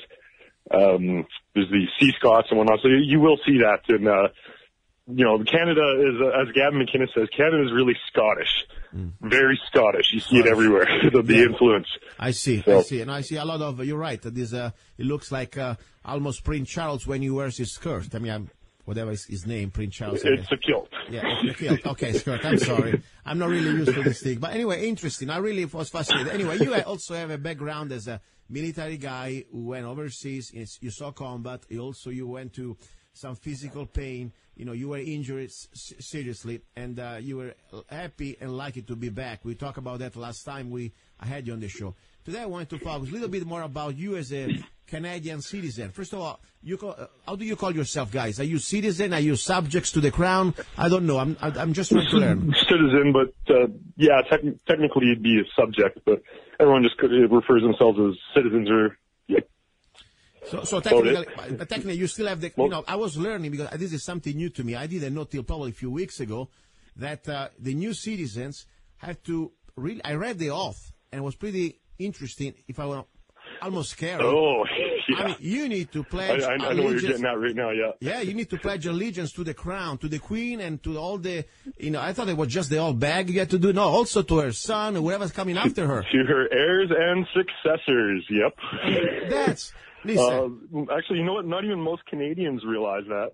Because if you're born here, you don't have to. But, if you're like myself, coming from an immigrant family, you'd know that. But also, basically, police and military are the only other people that do that. But it's kind of funny. A lot of Canadians, if you ask them who's the head of state of their own country, they usually answer wrong. They'll say the prime minister. Nope. The crown. Exactly. And for me, was honestly, I didn't know that either. I didn't know that in 2017 you still have to, as a military guy or as a new citizen, to pledge the oath to a royalty. And, it freaks the hell out of me. I mean, seriously, it's something that, oh my God, and it is serious. For me, first of all, an oath is a serious thing. And more important, that's the rules. If you want to be part, they put you in the spot. And maybe, hopefully, many natural born citizens in Canada don't have to do that. But I think it's still scary that there is a person out there or a family who claims some sort of a god status, like that you need to bow down and think that she's some sort of a semi-god or she has some magic power that you need to bow down to her or to her successor. That makes me very sad. This is something maybe and our founding fathers didn't put up, in America over 240 years ago, but now to see it now is very serious. But, makes sense, though. It makes sense because that's the main difference that I've noticed. I've spent a lot of time around Americans. I've been to the U.S. a couple times. But I ended up growing up around Canadians. I am one now, but have been for a long time. I moved here, I think it was somewhere in that ballpark. And the main difference is, if you look culturally, apart from our funny accents and your funny accents, we're very, very similar. The big difference in why our countries aren't just one big country is you guys had a revolt when you got sick of some crap, whereas we just issued some papers saying, we're done with this. So we ended up with a constitutional monarchy, whereas you guys ended up with an independent sovereign republic. Exactly. It's very true. And this is something why I want to mark this.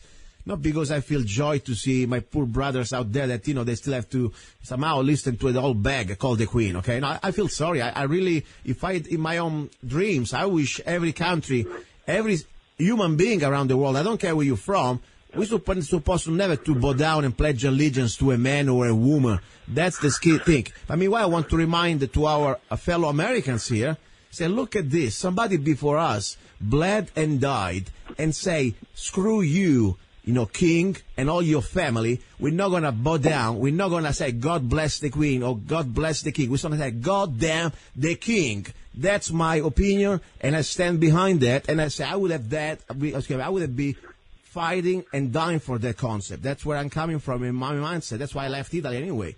But regardless, what I want to say because that's the difference. We still have here something that is called an inalienable right. When it comes down to the First Amendment, Second Amendment, the whole Bill of Rights. Of course, politicians, they're trying to destroy. They try very hard, but it still takes a lot of effort, especially with the Constitution, to amend that right, the Bill of Rights. Instead, in many other countries around the world, and this is not just Canada. I mean, look at Europe. Canada at least is much better than Europe. But, not having a type of Bill of Rights becomes something easily to repeal, to somehow just say, now we can legislate it, we can regulate it. And specifically, this is the hour about guns, of course. And today I want to talk to you, to share to our fellow Americans how good we have it compared to many other parts of the world, especially even Canada. It's supposed to be our next door. And sometimes we forget that things are not that great there. So tell me something. You know, I know you're a gun owner, and you know, I understand the right to keep and bear arms. How bad things are right now compared to maybe a Canada of 50 years ago, even if you weren't here? How can you tell me how things have changed now for a law-abiding person? Oh, drastically. Well, gun control in Canada starts very ironically. Around when was it that Hitler came in? That was 1933 or somewhere in that ballpark, right? Yes. So I think it was 1935. Germany had a gun registration program suddenly put on the books. Yes. When Canadians were fighting the Germans over there, we were I know definitely the only country in North America at the time, but we were one of the few Western countries that wasn't access lines that had, you know, a firearms registration program. But back then, you can chalk it up to some naivety that, you know, all it was for was handguns in cities. That was almost exclusively it. No one back then gave a damn about anything else. And then, that pretty much follows that path for a long time. And then there's a school in Quebec. I'm going to mispronounce this. But Polytechnique sur Quebec, whatever. It was a school in Quebec. A guy basically did what, he went in, kind of like Sandy Hook. Someone went in, shot a bunch of people, and everyone said, oh no, we have to do something about these dangerous weapons. And so they introduced licensing and registration, like across the board registration. So we ended up with something called the FLC license. Okay. But that got, that was basically just, it was literally just a restriction saying that it turns a right into a privilege. Because under the old charter that, actually the current Prime Minister's father brought in, got rid of and replaced with what's called the Canadian Charter of Rights and Freedoms that doesn't even have the word human in it. Wow. I always tell this to people, read it. You can look it up on the internet. It doesn't talk about human rights. It talks about the rights of a person, the responsibilities of a person. Well, person in legalese is not necessarily a human. Wow. Whereas our old Bill of Rights was something that, if you look it up, it would seem very familiar to Americans. In my opinion, I think it would anyways. But it gave us, a lot of the similar rights that you guys still have and retain, and are very wise to not budge on one bit, including the right to bear arms. I'll show you a video sometime, actually, of a Canadian RCMP officer who clearly states in about 1998, like, he looks the camera right in the eye, and he was someone who works for the government. He just said, very bluntly, the day that we brought in gun registration and got rid of the right to bear arms, we were no longer citizens. That was the day that we actually became subjects. Yeah, I tell you, I believe you completely, because I see, first of all, the idea, and that's not just an idea, it's not a conspiracy, the fact that the Crown still claims ownership. And by the way, I was reading, I was thinking about to start a Canadian company out there, and I was reading the restrictions. For example, in British Columbia, you must be sure you do not use any name of any royalty or any other, noble, anything connected to that without the authorization. I mean, wow. Yep. Wow. Because, you're infringing upon the right of a royal member of the family. Yeah. So this is true. It's alive. I mean, not because people doesn't see anymore people with, running in horses with, the little pennants and the attitude of a Roman. I'm talking about the British troops bossing people around. Technically, you still have that type of connection. And that's, I see how they can change quickly things. All they need to do is create a crisis or use a crisis, And, you know, with the help of some politicians, they can completely remove every right that they have, like they've been trying to do here, too. Don't get me wrong. I mean, that's never stopped. And it's always been the Liberal Party that does that to us, by the way. Yeah. Just so everyone in the States there knows, it's the Liberal Party. It's kind of like how you guys have Republicans and Democrats. Let me tell you. We have the Conservative Party, the Liberal Party, NDP, which is like communist light, and then there's of course the Libertarian Party that's rising right now. Well, you know, the sad thing is here, unfortunately, Republicans they are not as much better than the Democrats, because everything Obama was allowed to do, you know, when it comes down to other issues, for example, you know, $20 trillion of national debt, it wasn't just the Democrat. The Republican helped him out too. So they are pretty much the top level elite of both parties. They are both horse for the New World Order and the globalists, and they play all together, you know, in the same bed. So the problem is, you know, yes, there are some Republicans that they hold the line, or some conservative maybe, but the reality is that, unfortunately, whoever gets elected, they will try to, like the mafia, or, you know, give them the offer that they cannot refuse. You know, at that point, they're going to pay them out, or blackmail them, or just, you know, remind them who's boss. That's the reality, because I tell you, even here, I'm disgusted with Republicans. I am completely disgusted. Even when it comes down to the Second Amendment, you know, in our state, for example, you know, we have the state of Arizona that technically we are the #1 state in the union. In 3 years in a row, Guns and Ammo completely said this is the best state. But think about it. We had the Governor Brewer. We were trying to pass a bill that would allow law-abiding people with a carry concealed permit to carry on campuses, and the governor was a Republican, said no. And they try again, and they say no. So I don't believe anymore in this Republican-Democrat stuff. Democrat is black and white. You know that 90% of them, besides exceptions, like, for example, I had here my guest, Ronald O'Donnell, that is a pro-gun rights Democrat. Most of them, they're just pure evil, unfortunately. Listen, talking about now for the individual, you know, like a regular person. For example, let's say at what age you can own and carry a rifle? What is the legal age for a law-abiding Canadian to own a rifle? And then we will go with type of rifle, because every rifle is different. What is the age and what is the requirement? For example, let's start with a bolt action. And normally, you know, government look at that like a slave rifle. It's just for hunting, you know, so you're okay. The king and the queen, they're not that afraid, because after all, you're going to go hunt. And with a bolt action, we are kind of safe. The elite, they're not going to get worried, because you're not going to start the revolution with a bolt action. What is the requirement for a bolt action? You say that, but when you come up here, we'll go shooting, and I'll teach you something about in Canada. We still retain a hell of a lot of the old SMLEs, the Lee Enfields. And that's the only bolt-action rifle that's ever been mistaken for automatic fire. You can cycle that thing real fast. Okay. You're talking about what rifle are you talking about? Excuse me, the age. The British gun, that 308. Help me out. 303 British. Oh, 303 British. Okay. Well, okay. Yeah. Okay. That the Enfield, I have that one. Is the 10 rounds, right?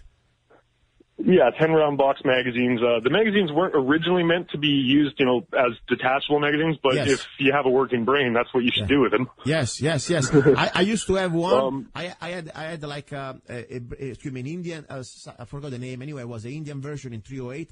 They're really fast. They cycle very fast. I like it. It's a great rifle, by the way.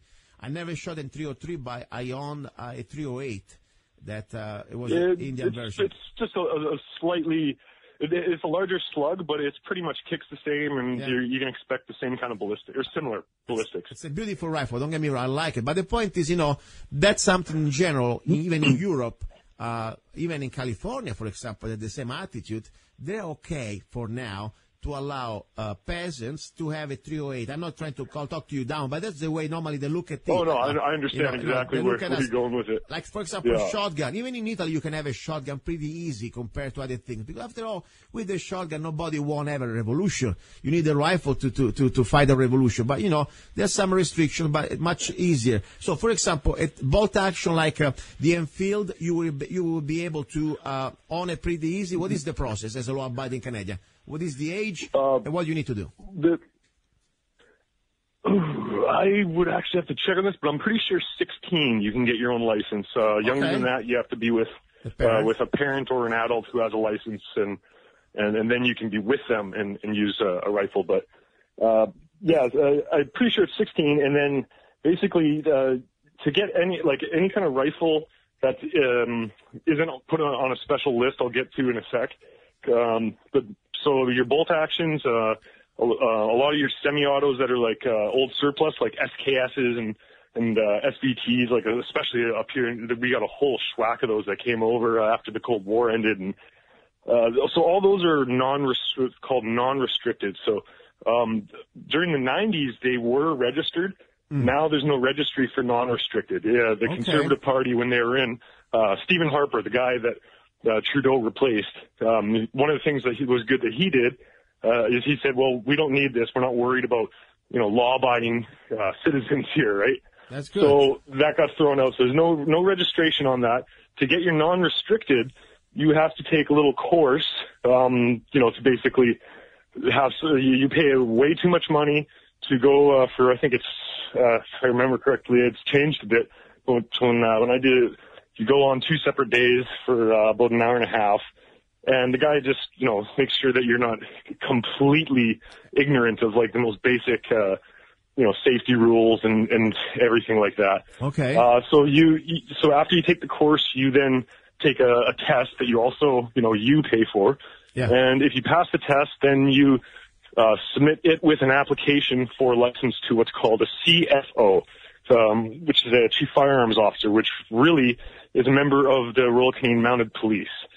So the police up here are the ones who actually decide whether or not you are allowed to have a license. So it is a May. Go ahead. So it's a May issue. It's not like a shell issue. It's not like, for example, in Arizona, other states like Arizona, when we apply for a CCW, that, by the way, concealed carry permit, we don't even need because we have a constitutional carry, but still, they give us some benefits with that. They must give it to us, period, unless we have not a legal requirement. For example, if we are felons or other things like that. But beside that, it is not like an option. Because, for example, if you go to California or New York or other states like that, the chief of police or the sheriff can say, you know what, you don't need a gun, you don't need a rifle, you don't need a permit, you don't need a CCW. So, same story even with the rifle in Canada right now for a bolt action, you're telling me? Anything, it gets worse than that. If you, those crossbows or whatever? Crossbows. Yeah. Crossbow is considered on the same grounds as a firearm. You can have a bow and arrow without, a license or anything like that, but if you were caught with a crossbow, it's treated as if you're a gangbanger from, the downtown area with a pistol in your pants. Oh my gosh. Which is ridiculous. But yeah, so these CFOs, Chief Firearms Officers, they decide, and what they do, Canada is, in general, as a broad, sweeping statement, Canada is very, very liberal. And there's a lot of people up here, they know absolutely nothing about their own rights, especially what they can and can't do when it comes to firearms. I've met people before that, their only experience is seeing police or hearing about bad guys or watching them on TV with them. They don't even know that they themselves can very easily go and own firearms. They have no idea, some of them. This is part of the plan. Tyrssen, this is part of the plan. People, it's a process. It's a long-term plan, like in Europe, Look at now. You want to see how different we change, and I say we in general, a generation, from, let's say, 80, 100 years ago. Forget about in the past, but look at this now, the new humanity, the new man, even women. Just look at the last 30 years. Yeah. But this is part of a long-term process, starts, of course, by the, let's say, brainwashing in the public re-education camps called school system. Public schools, they're just there to indoctrinate and brainwash you. Then, of course, once you get out of there, if you don't conform, they look at you like a freak. That's pretty much what I was when I was at school. Because I tell you, according to the Italian school system, I should have been the perfect, communist, socialist, kiss-ass zombie. I'm sorry, it's true. I always was punished because I never really followed that by instinct. But I was a mistake, was a misfit. I was an accident.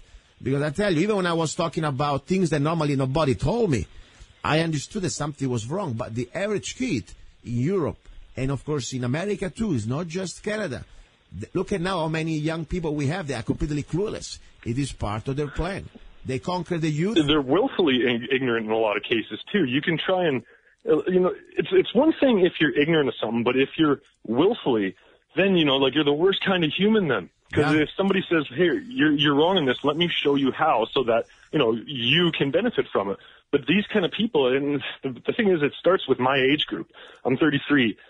Between my age group and down to the people who are just becoming adults right now, the younger you go, it's the worse for it. Where, I'm not trying to go off on a tangent here, but they're the only people I've ever heard of who ask for their rights to be taken away, who wants, speech to be treated like a weapon, and it's ridiculous. Yeah, but exactly, and the school is the first part. Now there is a second part is they control the media. They control the entertainment. When you have, the model, what is the role model now of a young man or woman? It doesn't matter if Canadian, Italian, or German. It is about, just be selfish, little prick. That pretty much, all you care about me.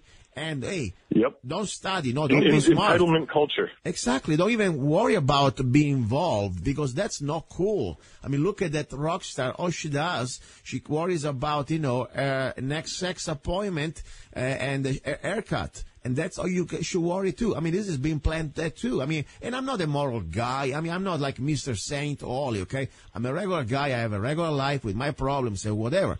But at the same time, I understand their plan is to destroy the integrity, the values, the family, and everything they can. So at least the individual is going to be completely easier to, let's say, shape. And the way they want to shape is the perfect slave, with no values, just following the orders. And don't worry, government will take care of you. But you must first give up your rights. That's pretty much the idea. But listen, go ahead. We used to joke around in uniform, joke around. Hey, we're here from the government. We're here to help you. Yeah, right. Run. But when you hear that, you start running. Okay, immediately. Don't even turn your back. Start running when you hear that word. Hey, what's the biggest single killer of people in the 20th century? The government. It's proven. I mean, exactly. Democide. Genocide. Death by your own government. Doesn't matter which country. It's the same. It's all pretty much proven. Mm-hmm. Now, let's talk about fourth. Okay, so forever, bolt action. So we touched on the non-restricted. Non-restricted. There's still two-thirds that I have to tell you about. Yeah. Shotgun. What is shotgun? Normally it's a shotgun, a hunting tool. That's they think. I can use it for self-defense, but of course it is not a primary gun or weapon to defend your liberty. It's more a defensive gun. Do you have any restriction of an average pump action shotgun? Okay, on those, that falls under non-restricted as well. So basically for non-restricted, what you have is you have these magazine caps, unless, so for bolt action, it's, if it's made before a certain period, with, a magazine that was not meant to be detachable, i.e.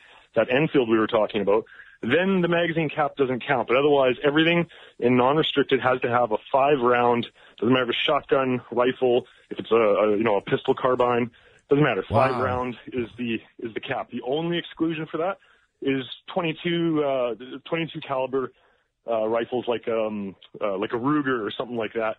Those don't matter. Detachable magazine or not, there's no cap on it until a year ago. Thank you, liberals. Wow. Let me understand. For example, the SKS, the normal, I got a few SKS. I like them. They're a great little rifle for at least the carabine style. I mean, it's an intermediate distance, but it's very good for 200-300 yards. You have one of my favorite rifles, the little Conquer. So five rounds. It normally comes with a 10 rounds, fixed magazine clip. That's the only 5 rounds you have there. Yeah, all our magazines have to be pinned. Wow. And it's so, the red tape on it's so dumb too, because it's just from wear and tear. That pin should look like it's been tampered with, or if it falls out. Yeah. If you're stopped for whatever reason, by a constable from a police department or from the RCMP, which are actually, paramilitary, then you, it doesn't matter what the reason is, you are responsible for it, and that's an indictable offense. Oh my God. So that would be a felony. Indictable would be a felony? It would be something serious, like, could be a felony too? Yeah, up here, any indictment is 2 years plus a day or more. Oh my God. Automatically. Oh my God. And that's after the sentence. Gee. No, this is really scary. You really got to mind your what you do up here with firearms, because they want to throw you in jail and all that. They want to punish you. But anyways, the non-restricted though, it has to do with mostly rifles and shotguns, some carbines, but because those tend to look a little, quote unquote scary, those get excluded into what I'm about to tell you about. But it's basically anything over a certain length, anything that conforms to, the little guidelines that, they can be semi-auto or pump or bolt, but it has to have a five round magazine and, what else? It's not supposed to have a bayonet mount, but I mean, something like the SKS, I mean, you see those up here all the time where they still have those foldable bayonets still on them. I think it's because they're made before a certain year, though. I mean, like I have a couple of Yugoslavian with a bayonet. So what? I mean, honestly, they're kind of funny. Yeah. I mean, what do you do with a bayonet? Maybe I can put a chicken and grill it on the fire, because that's all you do with those bayonets. But my gosh, that's part of an extra layer of pain. I mean, you cannot have a bayonet on the SKS? Yeah, no folding stocks, anything like that either. If you have an adjustable stock, it has to be a certain type. You guys have those, what are they called, bump fire stocks or whatever. Those up here, super illegal. Wow, super illegal. Even though it's still, you're not changing anything about the mechanism of action, to them you are replicating, fully automatic, which is completely different, but yeah. I'm curious, all this pile of garbage, when did it really start? Just with Trudeau or before? Because it seems like pretty scary that this man did so much damage, I mean, in so little time. I mean, I think this started before. When all these restrictions started to happen exactly? Well, Trudeau Sr., the current Prime Minister's father, he was Prime Minister in Canada, I think, from 1979 to like 1986, 87, so somewhere in that ballpark. And him, I won't talk about him too much because that guy, like, he's an interesting character, but he is a character that is bad. And so he came in and, he didn't, for someone who really kissed the Queen's, behind there a lot, he didn't really have any respect for her either. There's a famous picture of him kind of walking behind her and embarrassed Canadians because he's making funny faces at her and stuff. But then, when it comes time to get his agenda passed through, he needs her to sign stuff. So all of a sudden he's, he's not what do you call it, rambunctious, Quebecois. No, he's a dutiful servant of the Queen. And so he comes in and he kind of started and obviously molded this, this way of changing Canadian culture that Trudeau is the current Trudeau is so intent on. But one thing he did is, he didn't like firearms, and since he couldn't get a national, what happened later on, where they took away the right to bear arms. Yeah. But in Quebec, he was almost like a little mini emperor. So he had their rules that still haven't changed today. Like they have their own much stricter rules. Wow. As far as firearms go and whatnot. So it's but he was the one that took away the Canadian Bill of Rights and replaced it with the Charter of Rights and Freedoms because he was so big on human rights that the word human rights isn't even in it. It's kind of funny. Like almost the United Nations Charter of Rights. Pretty much the last part of the charter, they can take everything away from you. I mean, that's the bottom line. So it's just an illusion. But listen, this is interesting because I tell you, I didn't know all these details about what's going on in Canada. I thought there was somehow North America, close to us enough. But this is getting like pretty much almost as bad as Europe, in my opinion. And that's a bad culturally and by values, Americans and Canadians are very, very almost identical. Yeah. But, as far as the government works, you have no idea how good you have it when it comes down to how the papers go. And that's why don't ever let go of those. And exactly why my point, I wanted you here, because many of our friends here, they think now, hey, we can sleep pretty much, well, because Trump is at the helm. First of all, guess what? Do not trust anybody, number one. And number two, yes, President Trump, it's better than what we could have. But the idea is just still a man. Yeah. And that there are forces behind him, or more important, against him. It's proven the enemy, the snake, is still alive. The shadow government is still alive. Obama the rat is still in Washington. And of course, Hillary, she's still in the sewers under Washington, ready to come back up. I don't know how. She should be already probably gone, but maybe they have some magic on her. My point is they're not going away, these people. And their goal, their agenda, it is not even far from close. The point is what happened in Australia, what happened in England, the idea of Europe, that no citizen supposed to be armed, not even for self-defense in their home. That's their goal, and they will never stop. And I tell you, that's why we got to really always be vigilant and help each other. And hopefully, I wish we could do something here from here, but honestly, all I can do, we can learn from you and at least avoid to do the same mistakes that somehow, I don't know how, but maybe I know, the younger people who voted for these bastards, they did at your country, because this is very sad. I mean, I really feel sad, Yep. Well, with the thing too is, up here people joke around.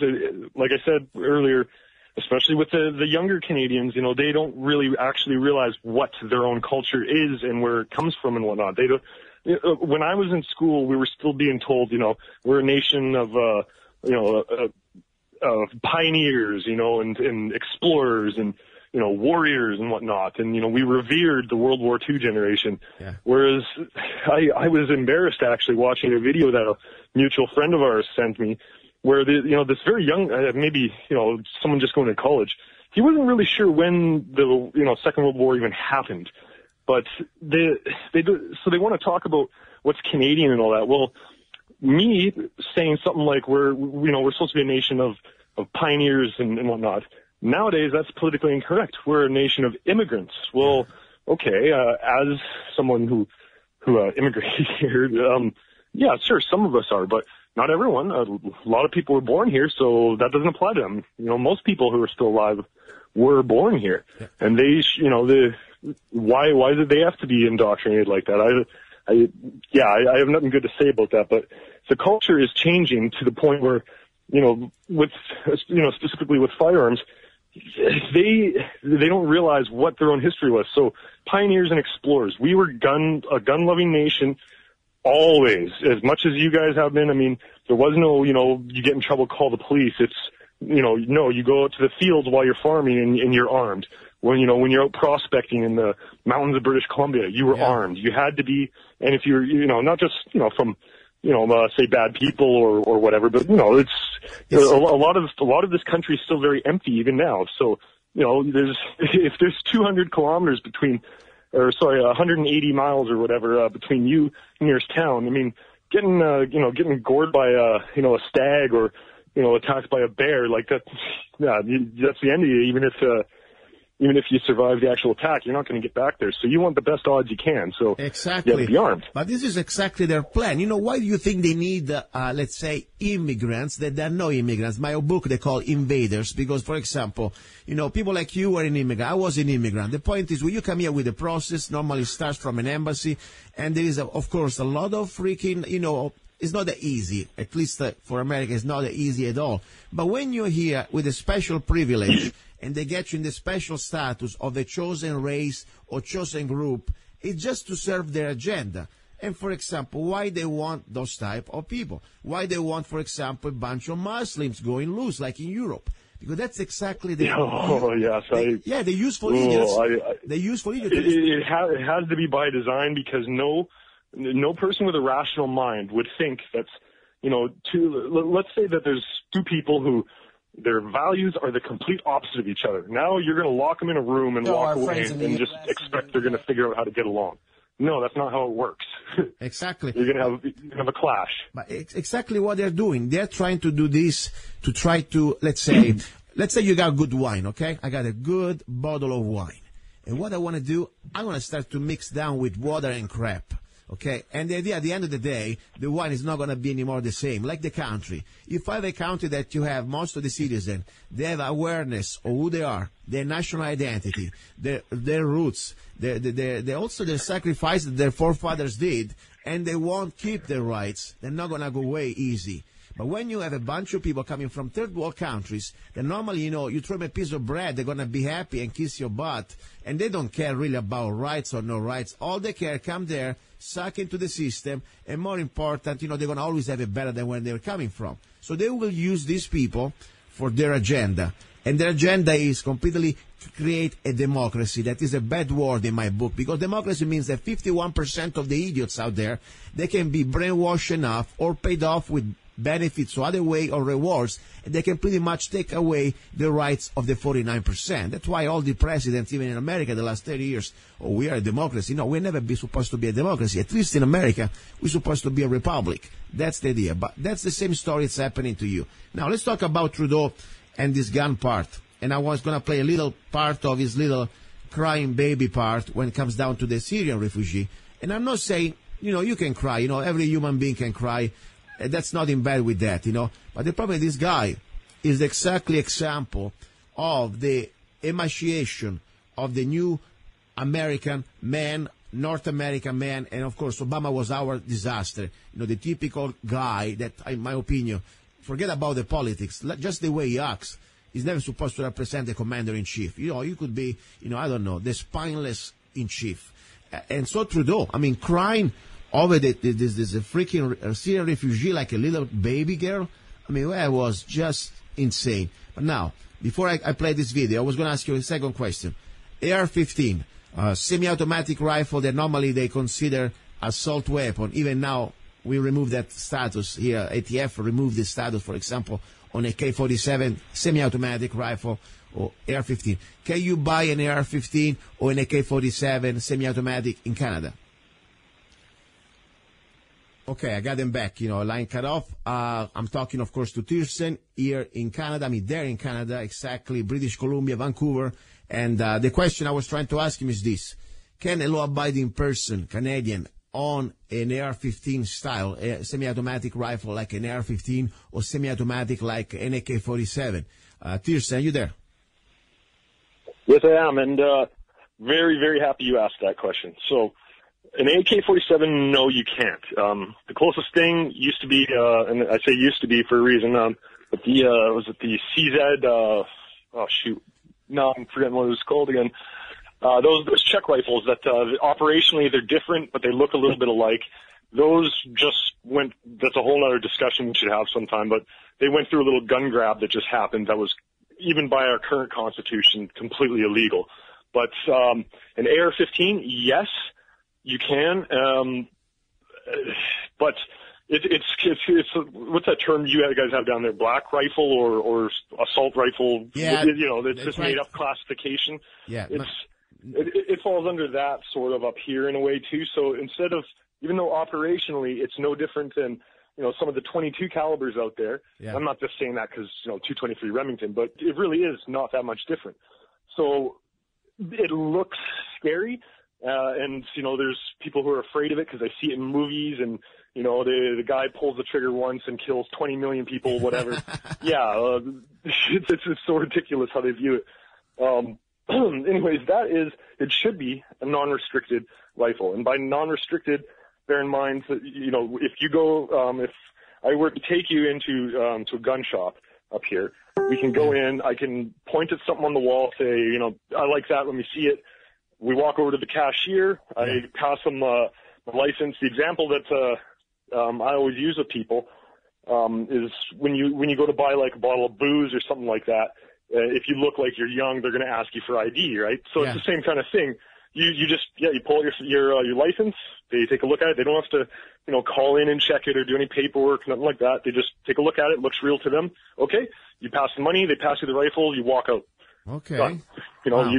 But an AR-15, because it's scary looking to liberals, it's put on a restricted list, which means you go in, you buy it, but after you've exchanged the money, it stays there. What happens next is you fill out paperwork, and every time you fill out this paperwork, the same process of screening that they had when you first got your license, you go through that all over again, where they call like your if you've got like an ex-wife or an ex-girlfriend or anything like that they're aware of, they'll call them and, ask them questions. And if they even say something like, anything that sounds along the lines that you harassed them or whatever, well, you'll probably get your license revoked. Wow. Like entirely. It's ridiculous. But so let's say you get through that screening process, again, then it's registered to you, so the serial number is locked to you. Yeah. But you still can't go and pick it up.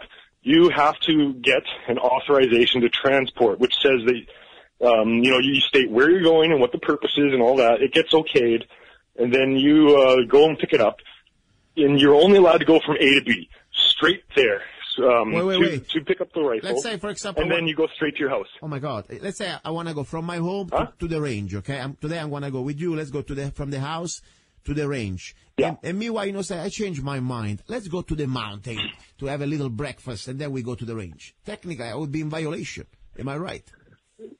It's a federal offense. You'd be looking at 5 years max. Oh my gosh! This is unbelievable. Yeah, and for not actually committing a crime. You didn't do anything wrong. Jeez. If your car breaks down, if you need to go to a gas station, if you had too much coffee and ate too many bran muffins, and you need to go to the washroom really bad, if for any reason at all, you even just happen to stumble into a police officer, oh my gosh. If he checks you, or asks you for ID, runs your name, sees you have a firearms license, that ATT will pop up for that day on the national database. Yeah. They'll see that and say, oh, well, I'm looking at the time stamp on this, and right now it says you're transporting this rifle. Well, yep. From there on, your day gets worse and worse. Okay, let me. I want to be sure I got it right. This is for the AR-15 or like AR-15. Anything on the restricted list. The AR-15 is put on restricted, so that's gotcha. That's a secondary license, and that's where we have like the registration of firearms. But whatnot. At least the infield, let's say the bolt action infield, you can still going around with that in your car. And let's say you want to go to the mountain and have fun, no stress. At least not too much stress. None at all. You can take them wherever you want. You can sit in your front yard and clean them if you wanted to. You just can't shoot them like in an urban area. I understand that part. I understand. Even here, of course, we cannot shoot them in cities. But anything on the restricted list, which is basically pistols and shotguns and rifles that are under a certain length or have been deemed too scary for the average gun owner have, and so they need By the way, more laws. If I had to choose one long gun only between an AR-15, an Enfield 308 or 303, I would go for the 303. AR-15. Okay. No, I'd take an AR-15 variant. Let me tell you something though. With the 303 or the 308, the idea of the rifle is to keep the enemy at bay, or at least not even calling it bay. Let's be straightforward. To kill your enemy at distance, okay? Let's be not politically correct. I know that the 308, I can shoot down somebody 600 yards, even behind the wall is gonna go down. With a 5.56, when 200 yards, 300 yards, is okay on flesh. But everything beyond that, it's still a 62 grain or 55 grain. So, as I said, as a ballistic power in the hands of a rifleman, I'm not talking about close combat situation that could be like, environment between, like you go from home to home, or let's say urban environment. I'm talking about on the open field. I'm talking about being in the mountains. I'm talking about with a 303, I can knock down a bear if I have to. I can knock down a car if I have to. And a 5.56 to me, it's much less lethal. Of course, it's faster. You got more rounds, whatever. But at the end of the day, I tell you, man, thank God the politicians don't know that. One of the neglected and forgotten about branches of the Canadian Armed Forces is the Canadian Rangers. They're the paramilitary group that is responsible for securing have you ever heard of like the Northwest Territories or the Yukon Territory up by Alaska? Yes, I heard those. So they're responsible for that. Wow. And when you're up in the Arctic there, all of our modern kind of rifles like in Canada we don't have the M16. We have a variant of it that was designed by a Canadian. I think it's closest to the M16A2. The closest anyways, if you were to compare it. But so the C7 is an excellent rifle. It's the backbone of the Canadian Armed Forces since its introduction in the 80s. It doesn't like extremes though, because it's and when people talk about AK versus AR, this is one of the things that come up is the tolerances. It's a precision made rifle, so the tolerances are very, very tight. It's meant to be maintained. Whereas an AK, you can bury that thing in and dust and sand, and you can pick it up, use your pee to clean it out, slap a magazine in, and it will fire. Yeah. But the other thing is too, when you go way up somewhere very, very in the Arctic Circle, for example, they can't reliably trust their life that thing is going to fire, how it should, and keep operating and cycle through shot after shot after shot if they needed it to. So they just stuck with the old Enfields, and they actually only, I'm just guessing, but I think it was 4 years ago, retired the SMLE. We were the last country in the world that was still using it for a branch of our military force. But they also have to deal with polar bears. And the point you made there about bears, actually, or a moose or something, you try to stop that thing with a 5.56 or 223, you're going to have a bad day.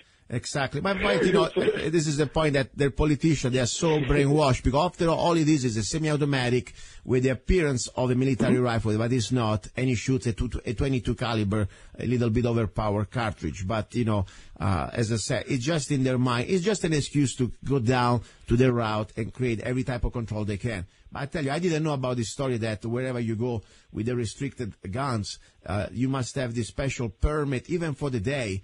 Hey, I want to go to the range. Yeah, it's only for that day. That's unbelievable. Every time you oh my God, you can't even take a weekend trip. Wow. And take it out because restricted. I mean, people do it. I'm not going to say I have on the radio, but people still do it. But you're not even allowed to fire. Wow. Like if you have a cabin out somewhere, like way in the middle of nowhere, you can't take anything restricted out there and play with it. Go plinking or anything like that. Like you would something non-restricted. Wow. You cannot fire it on your private property. You can only use it on a range. You must be a member, of course. And you can't. How much costs to be a member? Or for one day at a time, so you can't take a weekend trip anywhere. You would need, whatever it is, 2 or 3 separate applications.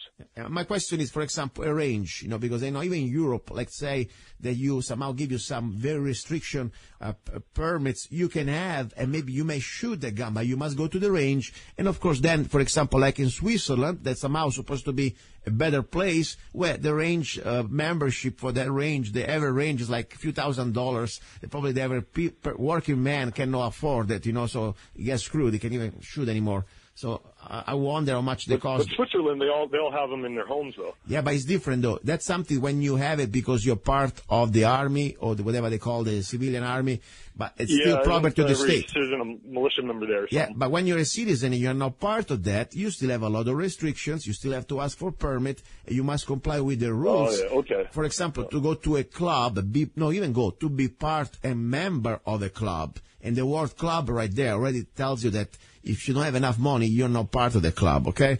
That's the story. Listen, we're almost at the end, man. This is amazing how much stuff. I want to give you the last 2 minutes. Whatever you want to say, I didn't touch. Whatever comes down to guns or freedom in Canada. You got the floor. 2 minutes. I'll just finish off with the third part of our firearms licensing. So non-restricted, then there's the restricted, there's also prohibited. And these is where, like, you see stuff like, an old submachine gun or whatnot. In order to be considered an antique, it has to be in proper, perfect working order condition. Those are the people, there's maybe a couple dozen of them in the country that would have something like that. And we do have concealed carry, but hardly anyone gets it because it's issued to people who can prove that their life is in jeopardy. And that's it. Wow. like in Italy, like in California. Mostly ex-cops. Yeah, of course. They got the semi-god status. That's fine. They can defend their family themselves, not us. Listen, I really appreciate it, and I hope to see you and meet you in person one of these days.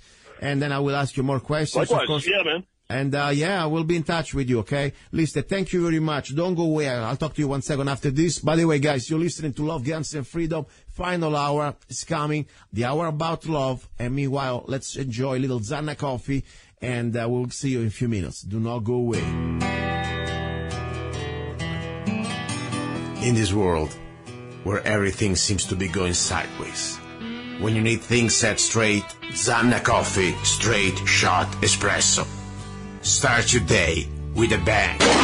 The best organic and GMO-free coffee beans from around the world to amplify your senses and enhance love for life, liberty, and the pursuit of happiness. Zanna coffee brings you happiness in every cup. Fair trade, certified, sustainable, organic coffee. That means we do not use slaves. Free Zanna songs with every coffee bag. Find Zanna Coffee at www.zannacoffee.com. www.zannacoffee.com. Don't be cheap. You deserve the best. Get Zanna Coffee at www.zannacoffee.com. It is time. Get your Arizona Concealed Carry Permit now with Arizona Concealed Carry Permit by Zanna Enterprises, LLC. Become a more responsible and educated gun owner. Carry legally concealed in 35 states. Carry permitted in restaurants where alcohol is served. Learn where and how you can legally carry a firearm in Arizona. Learn where you can use deadly force. Where can you display your gun or not for self-defense? Learn how to deal with law enforcement while carrying a firearm. Learn how to be aware of your surroundings and how to avoid a confrontation. Buy your gun without waiting for a background check. Get your Arizona Concealed Carry Permit now. Go to www.azccw.us. Go to www.azccw.us. Free for single mothers and people with disabilities. You're listening to Love, Guns, and Freedom with luca-zanna on United States.fm network.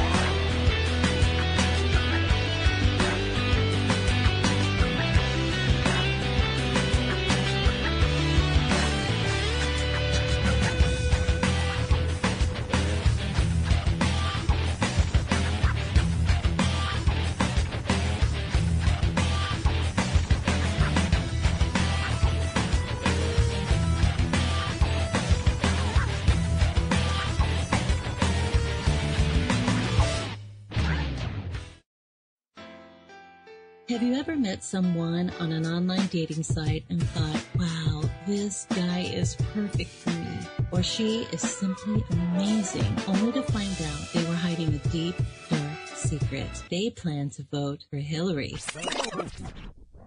FreedomLovers.us was created for singles who want to exchange ideas and a love for freedom.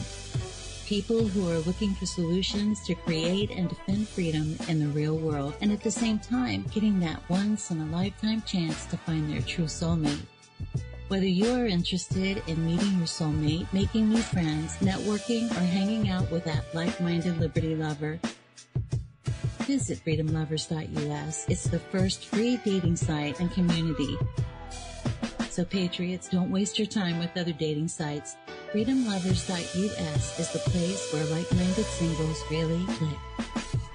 Here we go, guys and girls. You're listening to Love, Guns, and Freedom with luca-zanna on KTOX 1340 AM and on United States.fm network. This is the final hour, the hour about love. By the way, I want to remind you, FreedomLovers.us. Yes, it's free, completely free. It's an act of love. It's a website that I created. I started it, and the idea is very simple. I would like to give you a place where you can find and connect with like-minded people. You don't need to be single to be on freedomlovers.us. You're already married, you got boyfriend, girlfriends, whatever. You can go there just to meet friends, just to connect.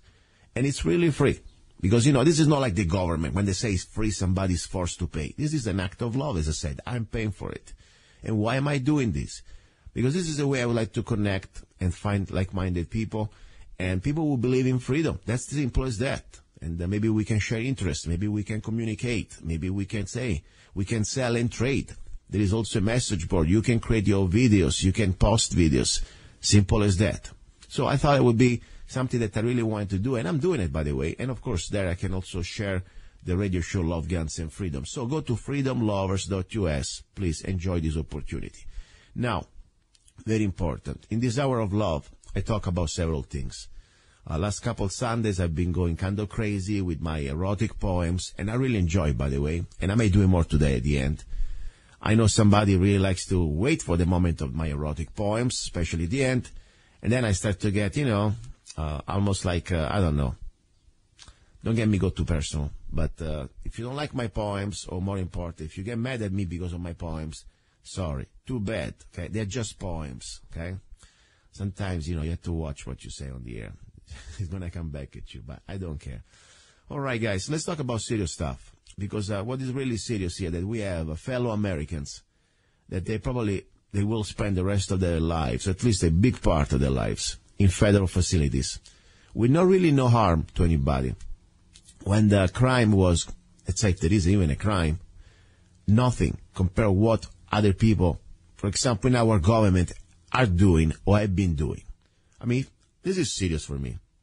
When you have, let's say, individual like Hillary Clinton still walking around, who broke every law in the book, talking about real laws that you have people killed, murder, and threaten our national security and lie under oath, and she's still there jumping around like a fat chicken, and the rest of us slaves, just because they can throw a book at you, they will. This shows that there is no more justice. The rule of law does not apply to everybody. If you're a slave, you're pretty much worth nothing. But if you're one of the elite, you can get away with everything. So that's my point now. And the point is that I will go specifically in the situation. How I feel about the Bundys in Las Vegas, what they call it, the standoff. I was there with my friend Ken Rhoades from Michigan. We were there watching, witnessing, and also supporting. Yeah, I was supporting. I'm not shy about it. Many people got arrested a couple years later. Some of them, they were journalists, to doing exactly what I was doing, just reporting the news or even just expressing our support. Same story happened in Oregon, at their wild refuge, there in Oregon. I mean, think about that. Now there is a second trial just last week, and 4 of the defendants, they were found guilty. Technically 2, they were found guilty of one charge and 2 of another charge, but doesn't matter. At the end, for really when there has been no harm to anybody, they will all spend a long time in federal prison. And I want to talk more about this with my friend Ken, because he was there, by the way. He was there following not just the trial, but also he was there during when all this situation happened.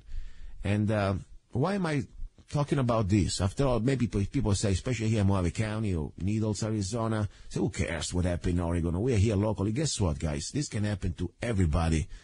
This is something to show what type of overreach, what type of power they have. They can throw the book at you. I mean, you're better off if you do a robbery, or I don't know, if you rape somebody, you're going to spend much less time if you dig a hole on federal land. Digging a freaking hole may cost you 10 years in jail. Prison. So, but that should show you the point. Just because they can tell you that you conspire against the government, like you conspire against God, you can spend 10 years in jail. Life ruined. And then, of course, I'm still laughing, and I've been sarcastic.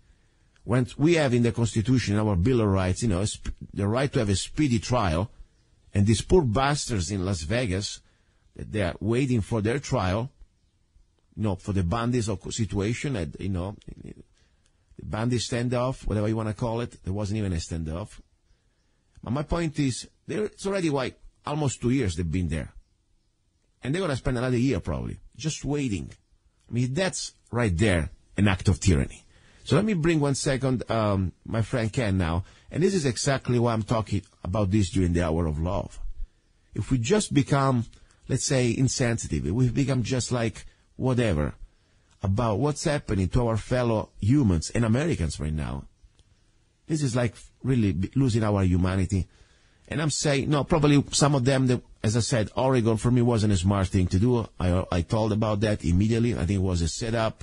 I think there are different ways. You don't want to go in their mouth, it's like almost, why you provoke and put yourself in the situation. But at the same time, regardless, this is an abuse of power, what they're doing to us.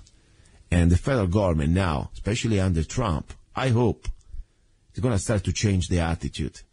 Because I'm telling you, in places like, when they do these civil wars, in places like Baltimore, they can burn and destroy and may. I mean, nobody really gets charged with anything. Don't even touch them. They get ordered to stand down. Nobody got murdered. No buildings was burned at the wild refuge up there in Oregon. I mean, come on, guys. Even if you don't agree with their belief, whatever, let's try to get real here. I mean, if you can spend 10 years in jail, federal prison, just because you dig a hole on federal property. I think you got some problem there. Ken Rhoades from Michigan, are you here? Yes, Luke, I'm here. Good morning. How are you? Luke, let me tell you something. Back in I think it's June of 16, that Donald Trump come out and said that they're stealing the ranchers' land that's been on them for hundreds of years. Yeah. And he even wrote an article about it, or talked on a show about it, said how they were stealing the land, the ranchers and everything else, and this needs to stop. So hopefully he will step in and do something, especially after they put the surveillance on him, so they can find out what he's doing. So I'm hoping that he will come in and do something. I don't know when he's going to do it, but he needs to do it pretty fast. Yeah. But let me tell you something. Go ahead. Dwayne Elmer was the one that rode the horse around up there in Portland, or Burns, Oregon. And Jason Patrick was one of them. I knew him real well. I knew Dwayne Elmer real well. Jake Ryan, I didn't know that well, and Daryl Thorne, I didn't know that well. But all four of them got found of felonies. Two of them for digging a hole on federal land. Yeah. And that's a felony. Wow. Now the other two, one of them got found guilty of conspiracy to impede the federal workers from doing their job, and one of them got found conspiracy for keeping federal workers from doing their job. Plus, he got gun charges on him. Yeah. And you tell me, the first time they came through the first trial, all of them found not guilty of anything. Yeah. So what my theory is that they use this new technology. It ain't new, but they use the technology to influence the jury. Because that was a big embarrassment for the federal government. On the first ones that came through, and that's the ones they wanted in the worst way was Almond Bundy, Ryan Bundy, they wanted them the worst. Well, they got away up there with no charges against them. So this time they're going to make sure that none of them got away, and none of them got away this time. So I'm looking at that. I'm saying, well, now they got a trial going on in Nevada and Las Vegas, and I was down there for that. I stayed there 3 weeks. I said, now are they going to use this technology on the jury again? Because they want to bury these guys in prison for the rest of their life because they stood up against this corporation called the BLM. Yes, exactly. It's a corporation. You're right. Technology could well be possible. They have this technology. We know that. But I believe all they need to do really, since after all, we're talking about the federal government, they have all the money of the world. It's our money. I mean, it's like David against Goliath, okay? The prosecutor, they've been for sure spending a lot of time and resources to find the right jurors. I mean, we know that during the other trial, when the Bundys got acquitted in Oregon, I mean, there was among one of the jurors, of course, they were trying to slip through the crack like one guy that used to work for the BLM for many years. I mean, all you have to do is get the right idiots in the jury, and yes, you will have the verdict you want. I mean, I'm not an attorney, but I know when I used to study law in Italy, all you have to do, finding the right jury, it's pretty much 50% of your case, okay? That's the bottom line. So I wouldn't be surprised they found the idiots this time that they were able to manipulate. And yes, they can technically, like the mafia, they can also control the jury. I mean, don't forget, everybody now has some secrets because the federal government knows everything about everybody. And this is my humble opinion, but yes, I really believe it. When they know everything about everybody, they can also manipulate and blackmail you.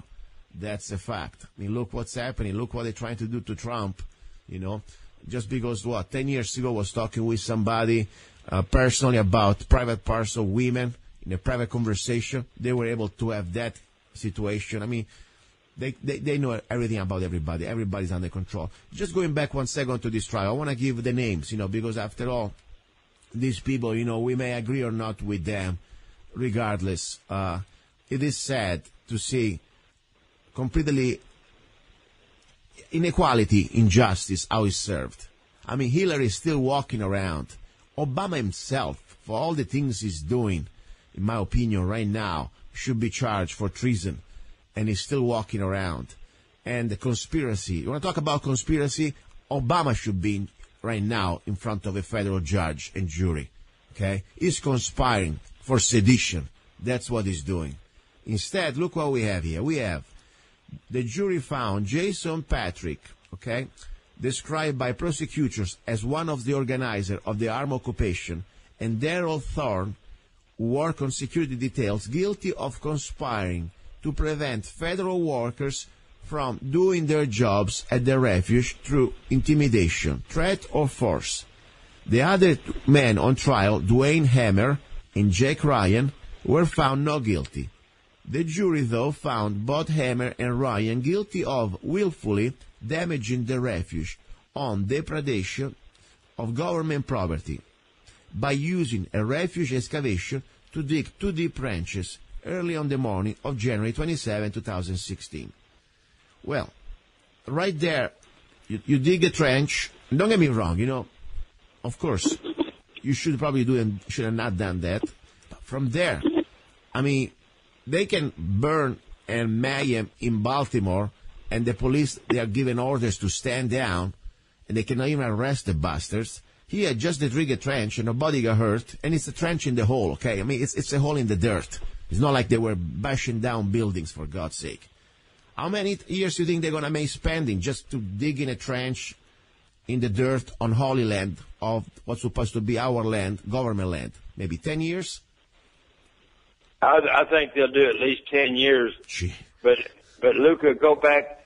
Daniel P. Love, you was there with me, and we was there together. Yeah. You know that he was one that he actually wanted to kill everybody down there that day. Yes. He was not going to give up. The judge in Nevada and everybody in Nevada that hears this should be calling their legislatures or whoever, because they will not they will not let him be called in as a witness of what he done, because now they found out that he had some dirt on him, and I think they've even gone as far as firing him, and they got him, now they're saying he's paranoid schizophrenic. Yeah. So the judge will not let him come in as a witness. Yeah. Yet he's the one that signed anyway, he went into the jury, to get a warrant, and he's the one that did all the testifying to get all these guys charged. But yet the judge down there says she's not going to allow him to be called in as a witness. Yeah, now, what kind of stuff is that? And that's like you make a charge against me, yeah, but yet I can't call you in as a witness to find out why you thought the way you thought to get me arrested. Exactly. I mean, this is insane. I mean, you need to face your accusers. You must also have a chance to cross-examine them. That's the point. But the scary thing is that bastard, because he's a bastard, is completely above the law. And the same internal investigation is being proven it. The guy is a bully, not just with us, but also with his own workers. And we know very well that it is not just the first time that it's been acting like that. Now, it's very easy to get somebody off the hook, put them on mental, let's say, disability, because after all, that's what he's still collecting his paycheck, probably, I'm sure. Even maybe with the benefits, he doesn't need to work. At the same time, I wonder, first of all, if even he has gun rights, because I tell you, any one of us that we've been told that we are, let's say, how you say, when you are a schizophrenic or anything like that, guess what? We will have our gun rights gone. This guy, they're just part of the mafia. It's called the federal government mafia. And I just hope, as you said, Trump is going to change completely drastically.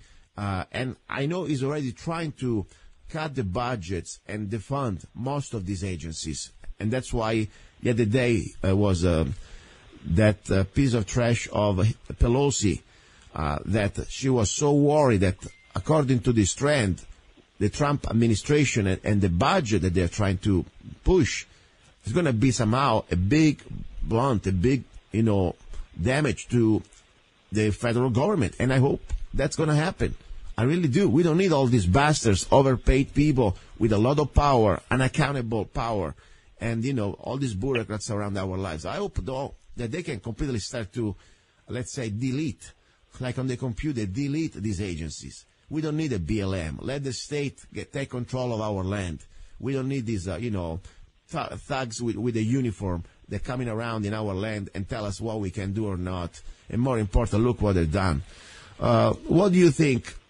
Is Trump is in danger? Because I tell you, I really believe that I've never seen so much pressure against one president, especially with an exit president like Obama still there, openly plotting and, let's say, conspiring to stop him when he's supposed to go on vacation like every other president done after they finish their mandate. What do you think? I think something's going to happen. It's not over for me. What do you think?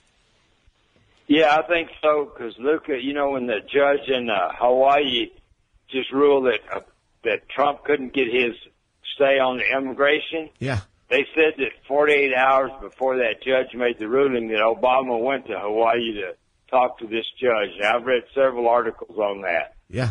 So that's, as far as I'm concerned, he's threatening or intimidating some judge that he put in office to go against Trump. That's treason as far as I'm concerned. I don't even think he should. Yeah, go ahead. And he should be tried for treason, as well as a lot of them, Hillary Clinton especially. But they all should be tried for treason for what they're doing right now. Yeah, I agree. And Hillary, of course, she has a track record that she's supposed to be indicted way before when she lied and all the records and Benghazi. I mean, I can put a 2-hour show just about her. But the point is, I don't even think the judge was intimidated. The judge is a pure scum, like Obama. It's just they share the same philosophy. I'll completely destroy this republic. And I don't even think it was about fear. They're just buddies. I mean, they're loving it. I really believe that. But regardless, the point is what have they been doing? It's an act of treason right now. Seriously. Think about if it was, right. I'm not a fan of Bush. I despise the whole Bush family. They're a bunch of New World Order scam. And I was probably one of the first to denounce Bush, at least here in Mohave County, years ago, when I used to be still a Republican. But the point is, think about if it was Bush getting out of office and during the Obama administration, start to go around from judge to judge, try to compromise Obama's policies. That would be, oh my God! Can you imagine that? I mean, seriously. And yeah, you'd be in jail. Yeah. But listen to this, Luca. The judge down there at Navarro in Nevada, yeah, the district attorney has asked her for several months, like 7 months between this first trial, which is still going on. Yeah. He's asked her he said, after this trial, we need several months to get ready for the next one. But yet they won't give these guys that's in there any bond to get out. So they're going to do another 6 or 7 months because he claims he needs the time to get ready for the next trial. And all these guys are going to spend another 6 or 7 months in jail. And you tell me, is this is our criminal system right now in the United States? They just do whatever they want to. Yeah. Where's the speedy trial at on that? Exactly. Some guys that already been over a year, and now when he gets all that extension, which she will give it to him, because that's what they do. These guys are going to be spending 2 years and never found guilty of anything. Yeah, I mean, at least, they should have, since they have no criminal record, since nobody got harmed. I mean, that's my point I'm trying to share here with the listeners, especially the one that think that they deserve it. First of all, everybody's innocent until proven guilty. Okay, that's the bottom line. So before even we go to say, okay, they are guilty, they're still innocent. Now, if somebody's innocent, and it's not danger to society, because none of these people that we know that they're sitting right now in Las Vegas, wherever they are, in Parampa, in the federal facility, waiting for trial for the Bundy standoff, none of them has a record. None of them has proven that it was some sort of a risk, when they can escape or they can commit any crime. They're regular people. I mean, think about it. So they deserve at least to stay with bail, stay home, and continue their lives, and they want to wait 2 years for trial, that's fine. But now their life is destroyed. Some of them, they lost their homes. Some of them, they lost their wives, or at least they're losing their family. and their jobs. I mean, this is a complete distraction. And think about it. In 2 years from now, let's say they get found not guilty. Who's going to give them back their lives? Who's going to give them back the best years of their life and their jobs and everything else? So this is insane. Right. This is my point. Well, Luca, go ahead. Luca, look, they got 4 of Clive Bundy's sons in jail. Yeah. And they got him in jail. Yeah. So that only leaves one person to run the ranch, and that's his wife. Yeah. And one of his son-in-laws out there helping her a little bit. Yeah. So, and look at Dave Bundy. Dave Bundy's been in jail for almost a year now. Yeah. Has never been charged with anything yet. They do have no charges against Dave Bundy. Wow. Now, Dave Bundy is one of the sons that he was taking pictures before the standoff, or whatever they want to call it. He was taking pictures. They threw him down and ground his face into the dirt, took him to jail, released him with no charges in Las Vegas. Yeah. He didn't have money to call or find out or let the family know that where he was at is okay or anything. Yeah. Yet they got no charges, and this man's still in jail. What kind of a system do we have in this country? And people that think that the listeners that think, oh well, they did something wrong or they wouldn't be there. No, that ain't true. Exactly. Wait till they come. They're going when you stand down and let them do this to somebody else. You'll be the next one on their list if you happen to do something that they don't like. Exactly. This is exactly the point. As I said, guys, you may agree or not with the Bundys. I do not care. That's not the point. The point is, look at the judicial system. Look at the corruption. Look at the overreach of the government. Look at all the rights we're supposed to have. Speedy trial. And the right to also get bailed out. All these things that, the right to face our accusers. I mean, it's all on paper because now the problem is it applies just to some of them, not all of us.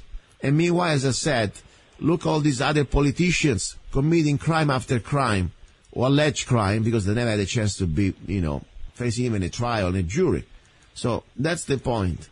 We have to do some cleaning here because it's very unfair the way the system has become. And as I said, the first thing we need to do, in my opinion, people look at jury like almost, let's say, a pain in the butt. Sometimes can be. But jury can be also an opportunity that we can bring back the rule of law. Because after all, there is also jury nullification. And sometimes as a juror, you have that power. So do not underestimate that. Okay? So get involved in every way we can. But we got to clean up, that's for sure. All right, my friend. Any news, anything happening? Something you want to share with us? No, not really, except that Trump knows that they surveilled him. But yet they're up there like he's crazy, and saying that they never surveilled him, they never got a warrant, and they're all lying. When this all comes out, I'm hoping that he's some way or another he's got a way to dig it out. He should bring William Binney on. This guy worked for the NSA for years, and he's telling exactly how they did it and what they done. Yeah. So I hope Trump gets to listen to that, so that maybe he can make up his mind of what's really going on in our country. I think he's pretty well informed, but yet every move he tries to make, they try to block it. Oh, listen, I think he knows more than we know. And, yes. After all, he's just a man. As much as the president, executive powers, we think they're pretty much, especially after 8 years of Obama, we think he can do everything. But technically, the president cannot do everything. And the point is, Trump also knows that there is a part of government that doesn't matter who is in charge. He's always going to be in charge. And this didn't happen just today. I mean, look at the shadow government, probably the last 100 years. And of course, somebody's trying to let's say, be open and trying to expose it. Let's look at JFK, the last speech. I mean, that's powerful stuff. I'm amazed that they didn't warn him already. Say, calm down, or we're going to start to take your family down. I don't know. Maybe Trump has some sort of secret weapons, but I think everybody can be reached. Everybody can be somehow controlled in some ways. Compromise. I mean, yeah, even Trump is a guy that say, I'm a tough guy. he doesn't care. He still should care about his sons, his wife. So, I mean, they can get them all if they want to. So I don't know. I'm afraid because it for sure is irritating the hell out of them. Sometimes people say, oh, somehow is a sort of a control opposition. I don't know. All I know that somehow is doing things that they don't want him to do on many aspects. I mean, maybe not everything, but look, for example, at everything from the destruction of the TPP and of course going back to try to keep some sovereignty and everything else. But I don't know. We will see. All I know that this is not over, and the snakes are still out there until you chop their heads and you bring them to justice. Then it's not going to be an end.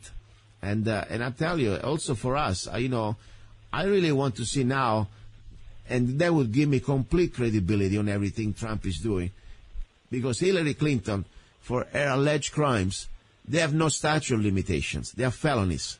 Okay, so. It's time now to say, okay, B, that's all I can say on this show. I mean, it's time that you need to face reality. And everybody else that was with her. Okay? So that's the point. So I don't know. We will see. Hey, Luca, let me tell you something else. He Go cut ahead. the budget of the EPA, the Environmental Protection Agency. Yes. Now, the government uses the EPA. They get them to come in and file like the turtle at Bundy Ranch. Oh, we're going to kill all the turtles, the cows and the turtles that lived out there for years together. Yes. But the EPA comes in and sues the government because they're not doing nothing. Then the government loses the case and pays them millions of dollars. Then they say, oh, well, now we got to do something. So they're actually using the EPA to get what they want. Exactly. They let the environmentalists rule and file lawsuits. Then they say, oh, now we got to do something because we lost a big lawsuit. So that's what gives them the right to go out and protect the turtles, which the turtles were doing fine. And even they killed 2,500 of them because they didn't know what to do on it. So exactly. We're living in some treacherous times. Yes, and the point is very true. This EPA, we talked about that in the past. It's not about the environment, please. It is just like the mafia. It's another armed, let's say, hand of the mafia. They can control your property. They control your behavior through complete regulations that they are not even accountable to legislation. For example, the EPA, just because you have a little pond on your property, a little creek, they used to claim ownership, control of their land, just because there is a spit of water. One thing Trump did just a few weeks ago, an executive order to say, stop this overreach. You cannot do this. I mean, these people at the EPA, most of them, they are complete evil. We got them on audio. What type of, how much they enjoy to take over other people's property or control people's property. This is like Marxism 101. They need to dress it up with some green, but it's still red Marxist. They take control of your life, of your property. That's the bottom line. And the excuse is the environment. So I'm glad Trump on this one, man, is doing it right. And he got in charge of the EPA, one of the biggest, let's say, person that used to oppose the EPA. So that's great. That's great. All right, my friend, listen, I want to let you go. Please be in touch. And let's pray that our brothers up there in Nevada waiting for trial, they will get some justice somehow. Otherwise, it's going to be really sad. I feel sad for all of them. Right. Okay. Okay, Luke. Well, you have a great day, and thanks for bringing me on. Thank you, Ken. That was Ken Rhoades from Michigan. I always like to share even just feedback, input, because, first of all, Ken is a guy who's been around a little more than me. And more in part, he's been there.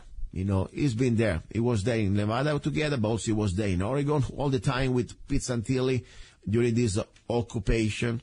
And also he was there many parts of this trial.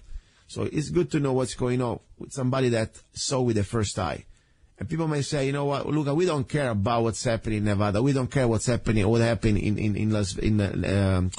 Oregon. And then what, change channel. Go to listen to some football. I couldn't care less what you like. This is something about today can happen to them, tomorrow can happen to us. The idea is the federal government is still out there. There is corruption. There is an abuse of power. and we need to find a way to stop this. That's pretty much the idea of the show. Okay. Now, let me get a break, then we continue. You're listening to Love, Guns, and Freedom with luca-zanna. Do not go away. He's a songwriter, a poet, a rifleman. I'm not afraid. And a constitutional activist. I'm not afraid. Italian by birth. I'm not afraid. American by choice. Gianluca Zanna. I'm not afraid. And his new CD, Love, Guns, and Freedom.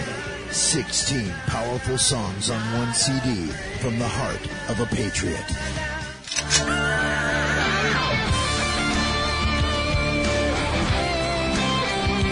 For download or to order the CD, go to www.lovegunsfreedom.com. That's www.lovegunsfreedom.com. Lyrics for your mind, music for your heart. Gianluca Zanna's new CD, Love, Guns, and Freedom. Here we go, back into the studio. You're listening to Love, Guns, and Freedom with luca-zanna. This is the final hour, the hour about love. Now, in this hour, another thing I like, besides, talking about love, the poems, all the stuff, I like to connect with my listeners. Because after all, I'm a regular guy. I don't have much time. Sometimes I receive emails. People like to talk, and I enjoy that. I really like to know, especially from people coming from other parts of the country or even the world. I like to know everybody. I think about you, what you think, I like to connect. But I'm just a regular guy. I'm by myself. I run several businesses, and I don't have the time. But I use this opportunity of this radio show to have at least the opportunity to know you. We can talk. And we can talk maybe about questions that could be not just between me and you, but could be maybe useful to everybody. And topics that we can share with the rest of our listeners. So I always welcome if somebody wants to connect with me, even just ask me questions. And sometimes, I'm no authority on anything. But if I can give you my humble opinion, I'd be happy to share it with you. But just please understand, sometimes for me it's a little difficult to do that privately. But that's why I have the show. Come on. The door is always open, just try to bring topics. Normally we could be all somehow be interested. If you want to talk about football, I cannot help you very much there or other things like that. But anything else, when it comes down to love, guns, and freedom, we can talk here on the show together. Now, I have a gentleman I just found out that is my listener from North Carolina. And that's pretty far away. I'm pretty humble to have somebody who's listening to me in that part of the country. So I wanted to bring him on. I know he has some questions. I know that he likes this part of Arizona. And I said, come on the show. If you have any questions, let's talk here. His name is Steve from North Carolina. Steve, are you there? Yes, I am. Nice to meet you, Steve. How are you? I'm very good today. Thank you very much for giving me the opportunity to say hi to you. Very good. First of all, tell me, how did you find out about my show? Because, our little KTOX doesn't get that far. It's just a local station here in the tri-state area. But how did you find about Love, Guns, and Freedom in North Carolina? I'm just curious. Well, I'm addicted to YouTube. Okay. I watch a lot of YouTube videos, and I used to live in Las Vegas many years ago, so I'm familiar with the desert. And I'm considering relocating to the same area that you are in Northwest Arizona. So I entered Kingman, Arizona, and I entered Golden Valley, Arizona on YouTube, and that's how I discovered you. Wow, that's interesting. The internet really brings us closer. That's nice. So tell me. Yes, it does.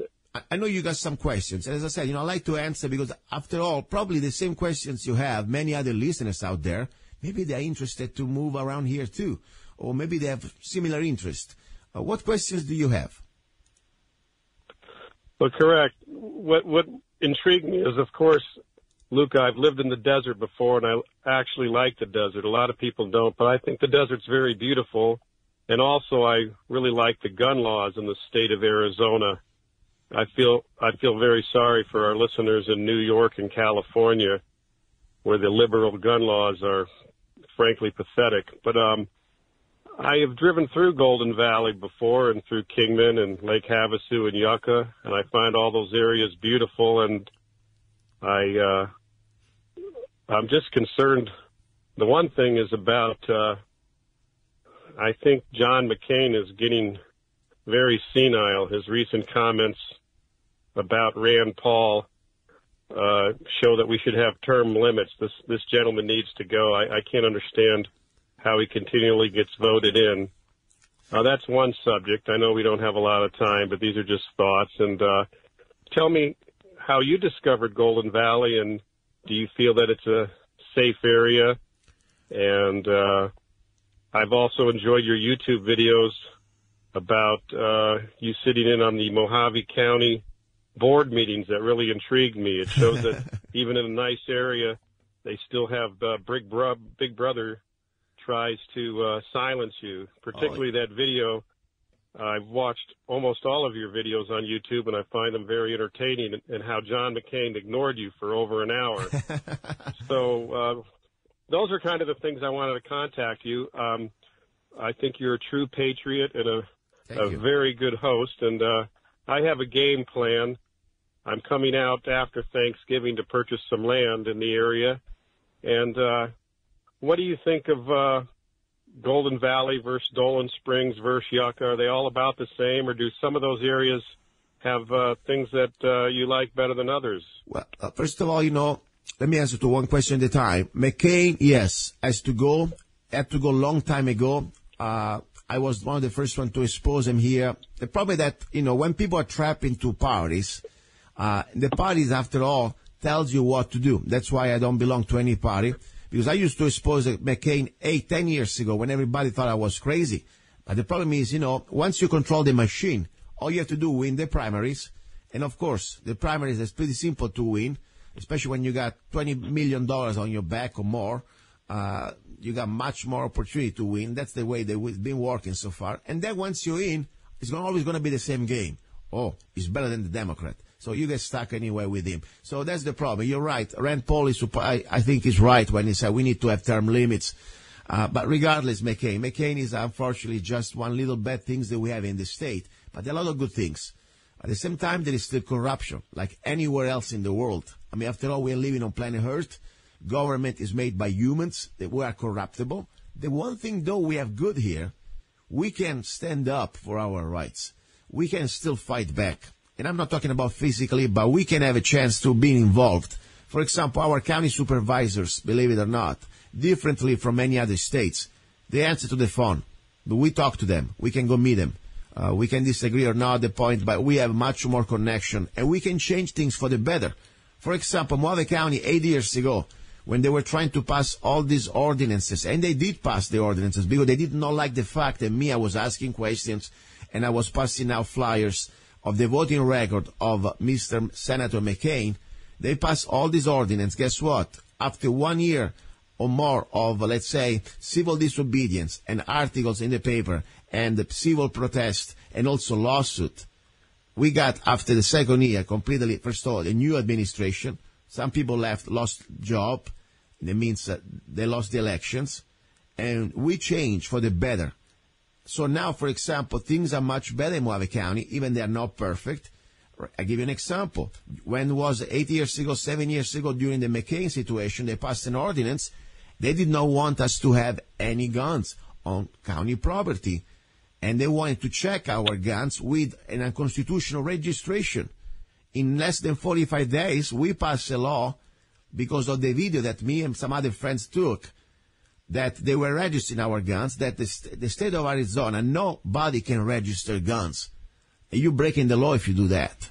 Just so that in 45 days, the NRA called the anti-registration Mohave County law. And that started with regular people like me, showing what they were doing. And now you can walk as a law-abiding person without any type of more being harassed by the county guards and not even being forced to leave your gun in a box. You can carry lawfully a gun on county property, because we know very well criminals they do anyway. So things can get improved here. All we have to do, they are not perfect, but we need people like you, people that they understand what is at stake and get involved and bring our rights back. So I really believe there is a lot of potential here to make things better. Now, talking about land, talking about different parts of Mohave County. Not every place is the same, and this is for me humble in my opinion. Of course, many people may have differences. For example, I don't like Dolan Spring. Make me feel like I'm on the moon. Seriously. And also, little too far from Kingman. As much as I don't like Kingman, because I don't like cities, but at the same time, you gotta go there, post office, if you need shopping, stuff like that. I like to be 15, 20 minutes away. Dolan Springs, little too far, little too far. I don't even like the landscaping too much. With all these little trees, the yucca trees looks like being surrounded by Martians, my opinion. But that's just my humble opinion. At night, I don't like the feeling. I'm like, oh my God, I'm on the moon, surrounded by the aliens.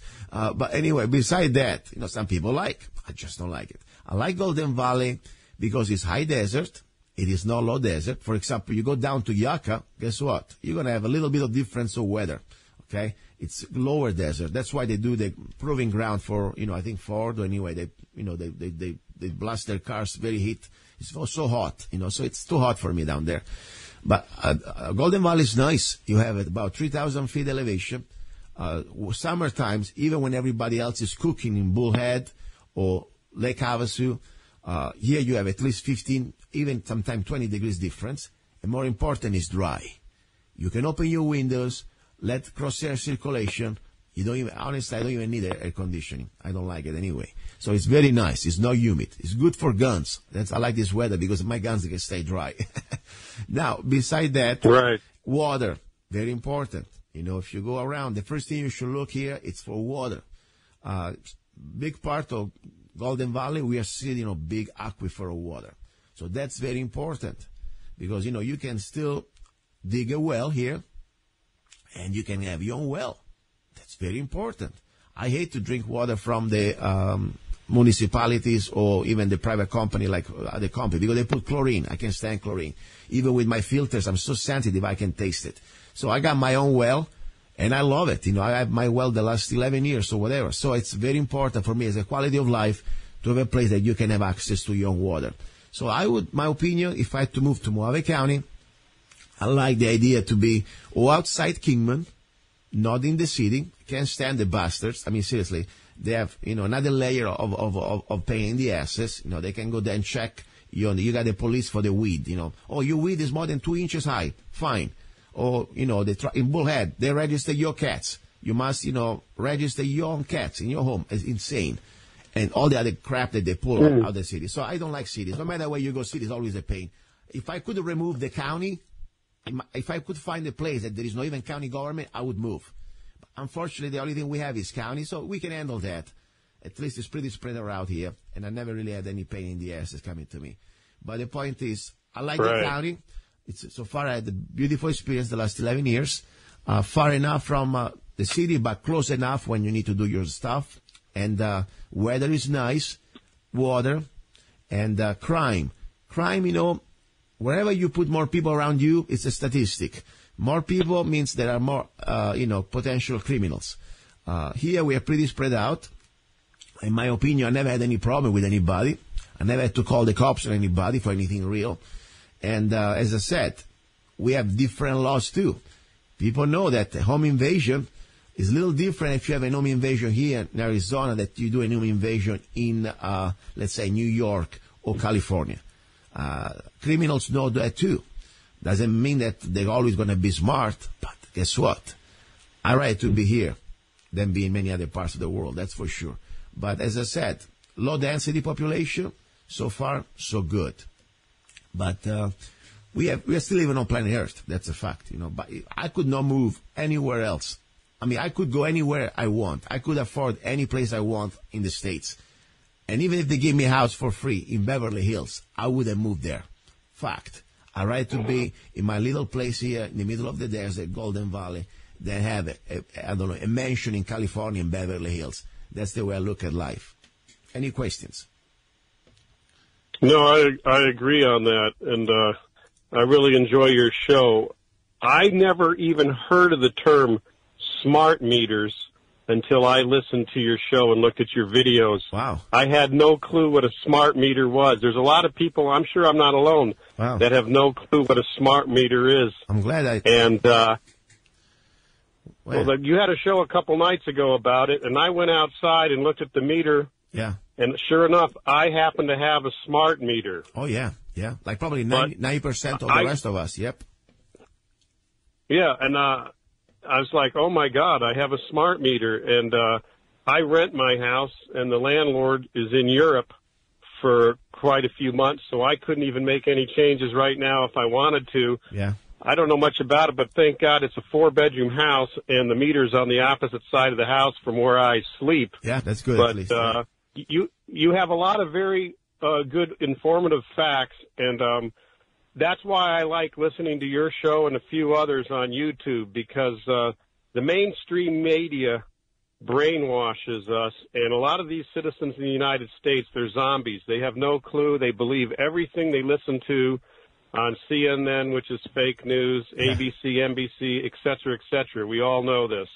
And I'm really grateful that I stumbled upon your YouTube videos. And as I say, I'll drop you an email once a month about a few things. And I look forward, after Thanksgiving, I'm driving I-40 across country, and I'll be purchasing something. So we'll have a cup of coffee, some Zanna coffee. Very good. Listen, I appreciate you listening. I appreciate your input, and also reach me out. And as I said, this is the spirit of the show, because at the end of the day, I just try to humble share what I learn. There are a lot of things I need to learn, but things like the smart meters is something that is happening everywhere, not just here, in Europe too. And unfortunately, they don't tell you this stuff. And sometimes people, they start to have symptoms. And they go to the doctor, say, I have a headache. Oh, I cannot sleep. Oh, get some pills. Oh, I'm depressed. Get some pills. Oh, I have pain here. Get some pills. Right. And then you're going to have more problems. The problem is this is real. This is scientific. There are lawsuits out there. There are doctors, medical research, and it's a crime against humanity. Now, my point is, are they doing this just to save a buck, or is part of a bigger plan to completely also harm us? Like they've been doing with vaccines, they've been doing with the, solar management, weather modification, and anything else. That's another story. Probably both. Probably both. The point is still we must be. Right. That's why the show for me, it's an opportunity to come here. I don't care if 1 person or 100 person or 1 million person listen. I'll try to do my best to share this information, because this is something that I believe is going to somehow completely change us, all of us. I mean, kids, mothers, people with older people. I mean, you may have completely changing your DNA. You may be born retarded. I mean, this is so sad and so criminal what they're doing. So I'm glad that somehow I was able to bring you this information with the smart meters. And I said, this is just the journey, the beginning of the journey. You can learn much more now, since you know that there is a problem. You can start to document yourself and maybe bring awareness in your neighbors. Talk to other people. Say, by the way, did you have any pain? Did you have any problem? And by the way, let's watch this information together. There are a lot of great documentaries out there. And people, once they wake up, that's how we make the change. Say, now we know the truth. It's time to change. We need to stop this anywhere we can. Lisa, thank you very much, Steve. I appreciate your call. Please be in touch, okay? Thank you very much, Luca. Have a wonderful evening. Thank you. That was Steve from North Carolina. I'm always humble, as I said, when I have somebody trying to reach me out. And as I said, I'm just a regular guy here. I don't have a bunch of slaves monkey working for me. So my day is like 16 hours a day, 18 hours a day. I sleep probably 4 hours a night. And I wish I could answer all of you. Sometimes I got email, takes me probably a week just to write back. Sorry. But I said the best way to be in touch, if you want to be asking questions, please just write me an email. Say, look, I want to be on the show. I got some questions. Like this gentleman has a very good questions, talking about Mohave County, freedom, land. I love that. If I can give you my humble opinion, I'll be happy to do. Now, let's just be ready for final part of this hour.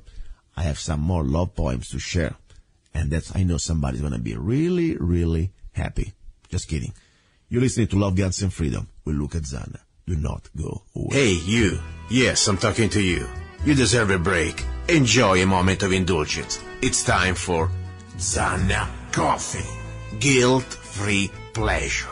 Zanna Coffee is the organic coffee to amplify your senses and enhance love for life, liberty, and the pursuit of happiness. Only the best organic and GMO-free coffee beans from around the world that I selected. Zanna Coffee brings you happiness in every cup. Fair trade certified, sustainable organic coffee. That means we do not use slaves. Free Zanna songs with every coffee bag. Find Zanna Coffee at www.zannacoffee.com. www.zannacoffee.com. Get your coffee bag now. Don't be cheap. Life is too short, and you deserve the best. Zanna Coffee. Okay, we are back. This is the final few minutes of the show. As promised, a couple of more romantic/erotic poems. You're listening to Love, Guns, and Freedom. We'll look at Zanna, and this is, of course, are my poems. Okay, we go back now to this, and a little bit of a new one. The one. More I see other women, more I realize that you are the one. More I know your soul, more I'm sure I've done. I'd rather to be alone if I can have you mine. I want to be yours until the end of time. This is going to be one of the new poems in the book, Lyrics and... No, that's another book, I'm sorry. Perfectly Crazy. I'm going completely crazy. Forget about Perfectly Crazy. Another poem. Let's say something a little different. Two worlds colliding. Every time you kiss me, you open the gate of my universe, letting my infinite explode inside you. Looking into your eyes, I can see your soul, like two worlds colliding each other. We are now blending into a new star. And there was another poem. Well, I'm on the roll, let me do another one. Something a little wild. Like two horses we ride, wild in the night. Like two wolves we growl, bite and howl. Like two heathens we F, free in the dark. Like two drops of water, we finally become one. Wow. Losing my mind here, guys. I got something that I would like to play, but I hope Steve Rubin doesn't get mad. Hey, Steve. Okay, let me do this one. It's not that bad. More than beautiful. Every woman can be beautiful, but not every woman can be you. Your eyes, your soul, your smile, your all. It's all with a W-H hole. Your legs, your brain, your lips, insane. You're my goddess, you're my lover, you're my friend. I'm going to F you from now till the very end. You're more than beautiful. You are.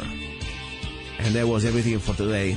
You're listening, or you've been listening to Love, Guns, and Freedom with Luca Zanna. I appreciate your support. I appreciate you listening. Please don't forget, if you want to support the show, keep it free. First of all, support KTOX. I really appreciate it. And also, go to one of my websites, zannacoffee.com, or you can go to, of course, zanna.us. Download any of my songs. You can also find the link to Amazon where you can download my book, Lyrics and Poems. It's an ebook on Amazon with most of my old poems, and of course there are also all the lyrics of my songs. So I appreciate it, and do not forget, if you want to do CCW class with me, azccw.us. So that's the story. God's willing, I'll talk to you next Sunday. We're going to have a great guest, something breaking. I don't want to tell you now, but something very important, especially the first hour, an explosive final hour about a topic that is very important to our health. Please stay in touch, and I appreciate your feedback. You'll be listening to Love, Guns, and Freedom with Luca Zanna. Talk to you next time. Ciao.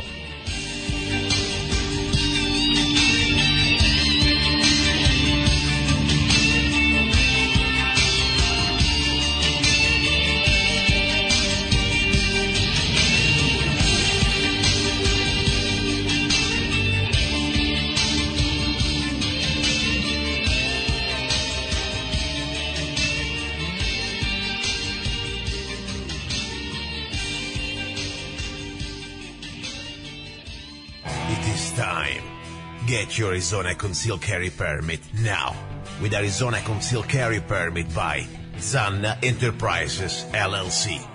Become a more responsible and educated gun owner. Carry legally concealed in 35 states. Carry permitted in restaurants where alcohol is served. Learn where and how you can legally carry a firearm in Arizona. Learn where you can use deadly force. Where can you display your gun or not for self-defense? Learn how to deal with law enforcement while carrying a firearm. Learn how to be aware of your surroundings and how to avoid a confrontation. Buy your gun without waiting for a background check. Get your Arizona concealed carry permit now. Go to www.azccw.us. Go to www.azccw.us. Free for single mothers and people with disabilities.